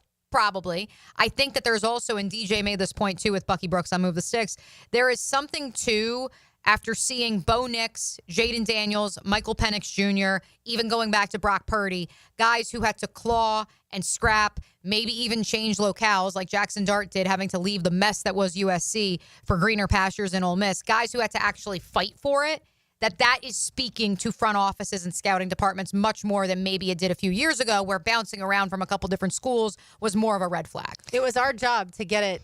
Cam Ward, Shedeur Sanders, and Jackson Dart 1, 2, and 3. Well, they're going to go in the first round, it sounds like. I mean, DJ said, I feel very confident that we're moving more towards a world where Jackson Dart goes in the first round. I think that if you're the Browns or the Giants, that world includes selling the farm with the rest of your draft picks to trade back into the second half of the first round. So that's where, if you're picking in the 20s right now, you're sitting pretty, because if that is the reality, you could be, picking up some nice capital. Yeah, I even see a team like, if we're starting to talk about Shedeur falling or Dart rising a little bit, a team like the Saints, because the Saints sit there at 9, and when you talk about Derek Carr, obviously is not their answer for the future. Are you sure? Not the answer of the future. Do they think that at 9 it's worth to take the risk at one of those guys, because they need a quarterback? And I feel like a Dart is a better fit there, but do they see something in Shedeur that they feel like is worth that 9th pick to pick somebody like that? And that's when you start having the conversations of a little bit later. Are any of those mid teams thinking that maybe it's worth it, that if they still need a quarterback, or a later team to move up, probably not into the top 5, but into one of those teams after, at 6, 7, 8, 9, 10, to see if it's worth it and to get that mid first round quarterback, and that could sit maybe a year, that if they need one in the next year or 2. My philosophy has always been, if you need a quarterback, I don't care where you draft. And you like a quarterback, I don't care Take where them. you draft that quarterback. Draft that quarterback. Look at Jalen Hurts, for example. Yeah. Like the Eagles thought they liked him. They drafted him fairly high, certainly not top 10, but high in the second round. And people criticize them, but it has obviously worked Well, the out. Packers traded up for Jordan Love, and I think we're still waiting on like the full what that looks like, but that is an example of nobody else was talking about Jordan Love, and they liked him enough to move up and draft that guy. So if you like the guy, draft the guy. All right, we have to cool down, but I feel like we're just heating up. 1 segment to go here on Helmets and Heels on 1010XL 92.5 FM. Get loose in the corner and tight on the straightaway. He got loose. Way loose. This Sunday at Darlington. This is going to be tight right here. NASCAR is tuned up by Maxie's Mechanics on 1010XL. Lauren Brooks here. At Hodges Mazda, they are proud of their solid reputation in the Jacksonville community. As your hometown Mazda dealer, their high customer service standards and their huge inventory of both new and used cars provide their customers a consistently first-rate car buying experience. Their professional, non-commissioned sales team always puts your best interest first without exception. And get this, all new vehicle purchases include the Hodges Mazda Protection Package. Visit them online at hodgesmazda.com or stop in today to learn more and discover the Hodges Mazda difference.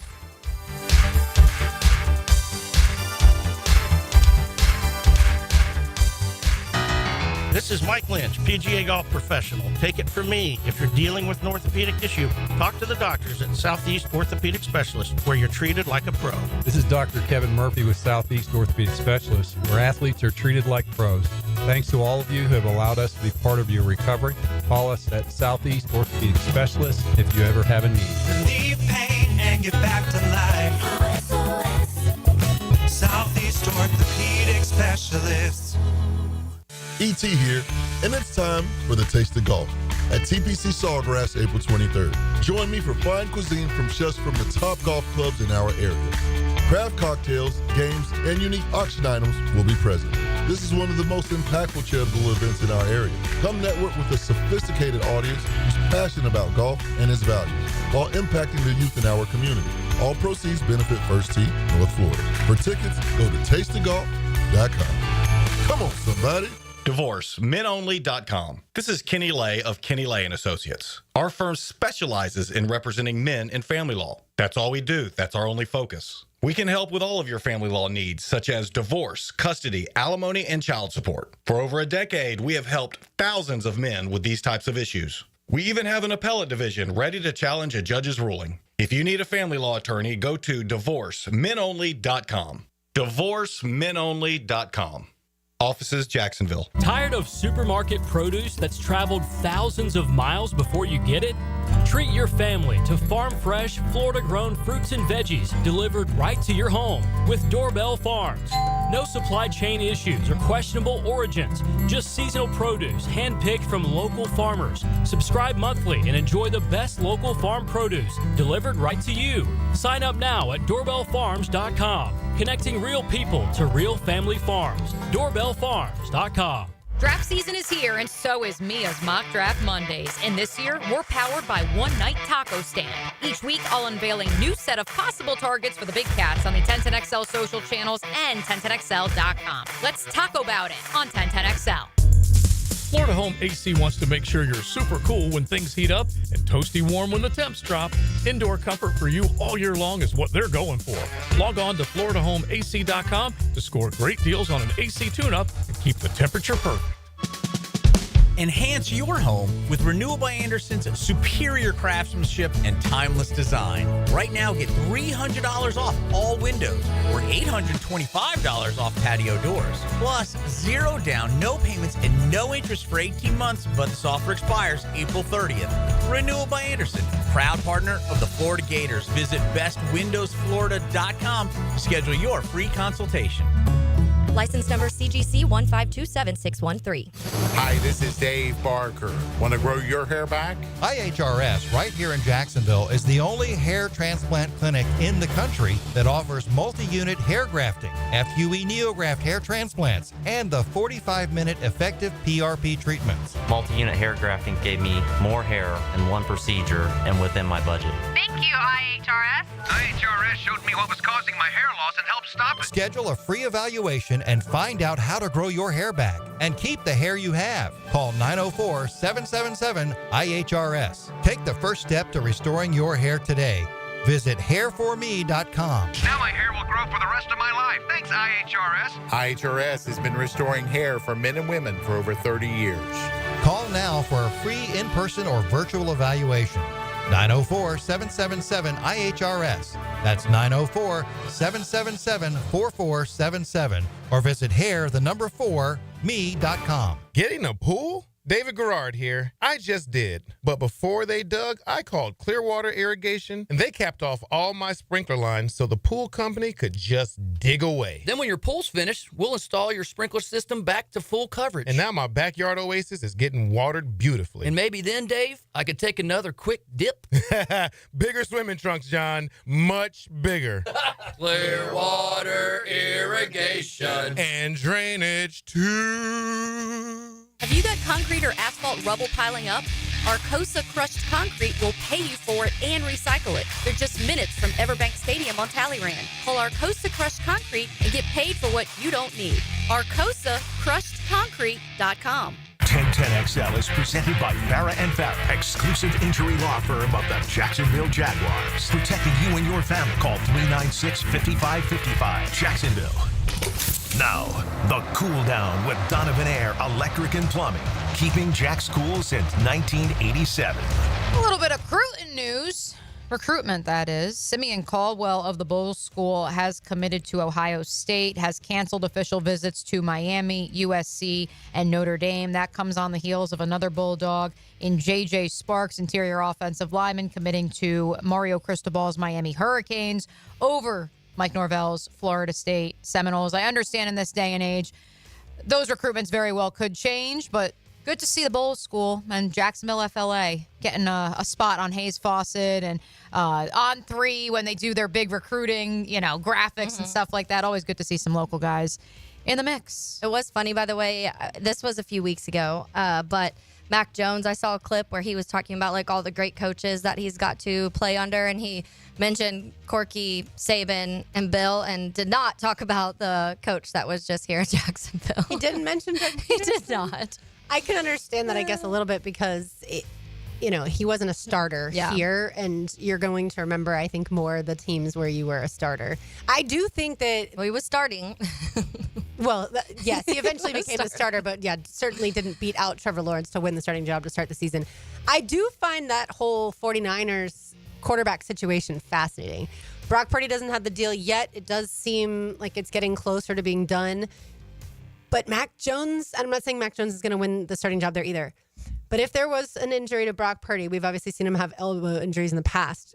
Is Mac Jones in that system that's so quarterback friendly? By the way, I hope that we're one day saying that about Liam Cohen's system here in Jacksonville. Quarterback friendly. Very quarterback friendly. But is that a really good situation for Mac? And if there's an injury to Purdy, is he able to show that maybe he could be a starter again one day? I would be remiss if I didn't reference the fact that the 49ers almost took Mac Jones with the third overall pick before ultimately deciding to go in a different direction. All the mocks had Mac Jones until they decided to go Trey Lance. Right. And as I always get angry about is it didn't set their franchise back, but usually if you draft the wrong quarterback, it sets your franchise because ultimately, like Kyle Shanahan, I applaud him. They didn't really give Trey a chance, honestly. No. They were just kind of like, this isn't going to work. We got somebody else. Yeah. Right. And I think part of that has to deal with what Kyle Shanahan is comfortable with. Mm-hmm. And it goes back to the conversation we had yesterday. And I have a good quote from Kelvin Sampson I do want to read here in a second.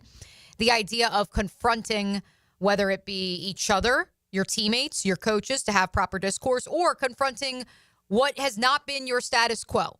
Kyle Shanahan, if you go through the history books, outside of RG3 in Washington, historically speaking, his offenses from Kirk Cousins to Brock Purdy to Jimmy Garoppolo, quote-unquote game managers, guys with decent athleticism, but certainly were more known for getting the ball accurately to where it needs to be, maybe not gambling downfield, certainly not rushing for over 1,000 yards in a season or anything crazy like that. And he wanted to change because he felt that his previous ways were holding him back and holding the 49ers back from reaching a Super Bowl. And thus, they took a swing on Trey Lance and they missed, but then immediately defaulted back to what had, at the very least, gotten his teams to the postseason in years past in Brock Purdy. I watched the video recently of the 49ers drafting Brock Purdy, and John Lynch tells him on the phone, sorry we made you wait so long, but we're really excited to have you here. And you're going to be relevant in our building because, as most people know, that pick is called Mr. Irrelevant because it's the very last pick in the entire It's a draft. really long wait. You got that right. I mean, obviously you kind of have an idea if you're going round one. Some folks certainly think they are going round one, they end up in round two and vice versa. But typically, if you're round one, round two, or round three, or day three, I should say.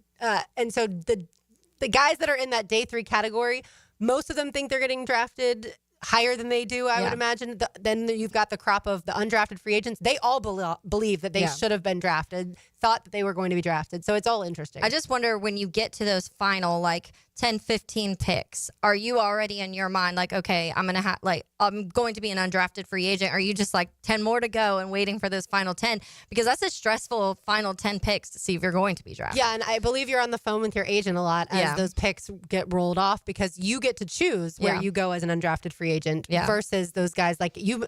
For some situations, you actually don't want to be drafted in those last 10 picks. Yeah, because then you get to make that choice. You get to make the choice, and you get to make more money. And you get to make more money. You actually get to dictate as opposed to having a sliding pay scale. Yeah, of when you're based drafted. on your slot. That's how much you make. Also, just popped in my head, and I went, wait a second. Simeon Caldwell is the son of Mike Caldwell, by the way, former Jaguars defense coordinator, headed to Ohio State, the 34th overall prospect. Since I promised it, the quote from Kelvin Sampson: here are the 4 critical ingredients to leadership. Consistency. A leader must be reliable and steadfast in their approach, providing a stable foundation for the team. Competence. Establish the leader's credibility. Earn the respect of players or team members. Confidence. Allow the leader to make decisive choices, instill a sense of assurance within the team. And confrontation, when approached constructively, fosters growth and improvement as it challenges individuals to rise to their potential. So Doug Peterson checks off boxes 1, 2, and 3, but maybe not 4 is how I would assess it. And then you'd say, well, the competence part, some people might have questions because not with Doug, but with his offensive coordinator keeping Press Taylor here because obviously most people believe that the offense was not great under Press Taylor. And so that I just wanted to assess it from that perspective. Yes. And I think even the confidence part of it, the decisive choices, I think that may have been something that waned a little bit in 2024 because I think many people, and again, to circle back to the conversation we had about some of the young players on the depth chart a year ago who are still on the depth chart as of today, but will they be there on opening day? I think maybe some of those younger players needed more decisive action in order to articulate exactly what they need to do to get to where they want to go. Yeah, and I think when we're talking about that and the leadership, when we're saying coaches, but also players too, and when we were having the conversation yesterday about this new regime and how well it seems like early on, there's still some things to be proven, but how well they seem to fit. And I think that that list of things is a big part of that, especially the last one, when we talked about that confrontation and being able to have those uncomfortable conversations and being able to react to those and respect the people around you enough to listen, but also share your honest opinion of what you think. And I just think that for so long, players and coaches here haven't had that. And I think the players didn't have it because the coaching staff didn't have it. So when you are watching the people who are in charge not being able to communicate and not being able to come out and say, this is what's wrong, this is what's right, and kind of being on the fence about things or just calling you out on the podium rather than having a conversation to your face, that trickles down into the locker room. And I think that's what we saw a lot of this last couple years. Yeah, it will be fascinating to watch the relationship that Liam Cohen has with Trevor Lawrence. I think because Trevor is such a nice guy and because he's so incredibly calm and easygoing, right? I think there have been probably some coaches here that have been afraid to yell at him. And I don't mean yell like you need to scream and that makes things better. I'm not talking about that. But to have that, no, you're not doing it right. You've got to go about it this way. just because somebody's nice doesn't mean that you can't have constructive criticism for them. And I do think that relationship will be fun to watch. Grant Udinski certainly as well. But like we've said, Liam Cohen's the play caller. Like he's the most important voice in Trevor's ear. I also checked. Like Sean McVay's pretty nice. Like he seems nice. Like seems like we'd want to hang out with him, and he confronts people. Yeah. He does, but he also had no issue discarding Jared Goff and bringing in Matthew Stafford. Sorry, you are not working here. Yeah, so like, I mean, it depends on how you view nice. And there's a balance, and I think that's what Doug did not have, is when things were going good, things looked great between him and Trevor. When things weren't, when Trevor started to struggle in certain areas or the team wasn't winning, Doug all of a sudden just came out and put everything on Trevor rather than saying, here, there was issues all around. And so that's what we started seeing early on last season was the frustration of Doug not being able to have that actual stable relationship with his quarterback start to show. I would rather have aggressive communication, not like physical, but aggressive communication, verbally. I would rather have verbally aggressive than passive aggressive. Oh, and so getting up at a podium and being like, our quarterback just can't make the right decisions. Like, and I know coach speak is people get tired of that too. It's all on me. Coach has got to coach better, especially on defense. I don't know. Yeah, I don't know. To me, I just don't like that passive aggressive stuff. Yeah. Like, be like, we've got some stuff to work on, but I did think that Trevor did a good job with this, and then I did think that he missed that throw. Like, I'm totally fine with that, but it just felt like it was a very disjointed relationship. Yeah. And as we look to the future, we don't talk, I feel like, nearly enough about Anthony Campanile and the Anthony Campanile. He said there's a lot of ways to pronounce it. Perfect. So. We'll just go with Coach Camp. And I think he's a huge part of this because I remember saying a year ago Ryan Nielsen was the most important offseason acquisition was Ryan Nielsen. I did too.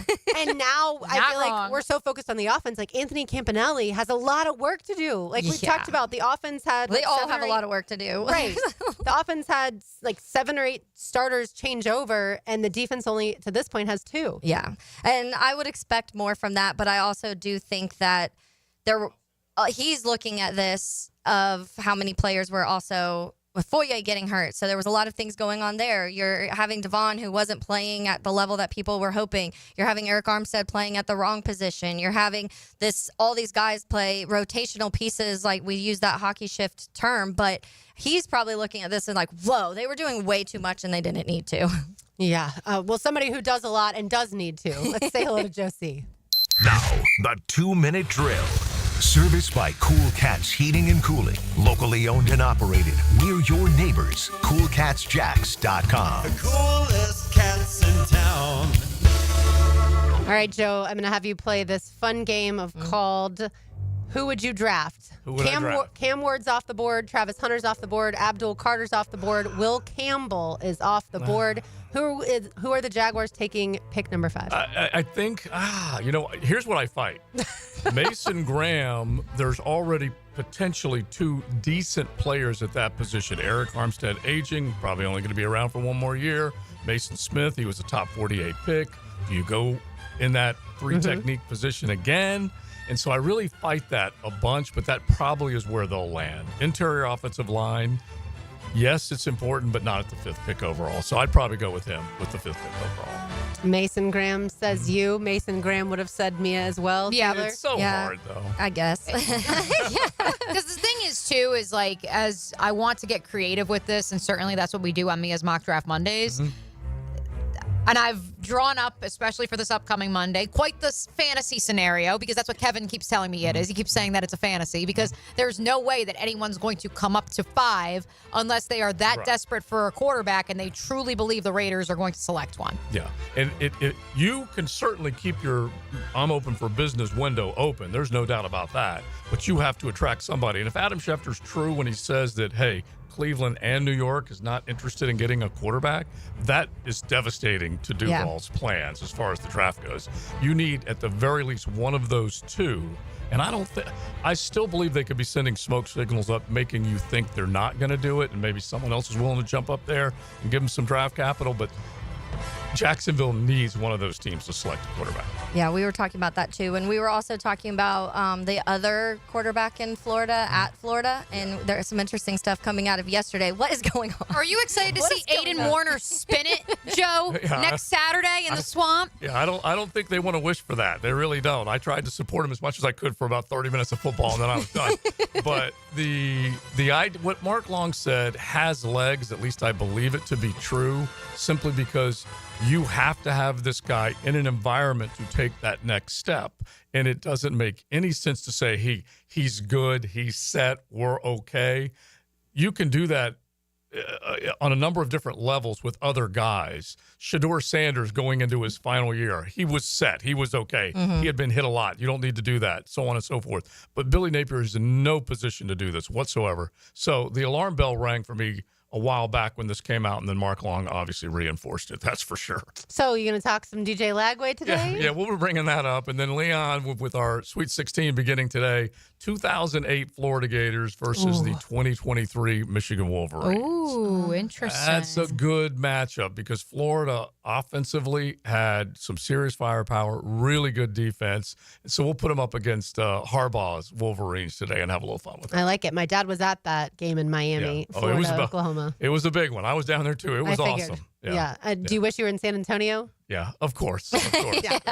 All right. Thanks, Joe. We'll be listening. Right, sounds good. All right. There he goes. XL Primetime is next for Taylor Dahl, for Mia O'Brien, for RJ Saunders. I'm Lauren Brooks. These heels are made for talking. We will talk to you tomorrow on a Feel Good Friday.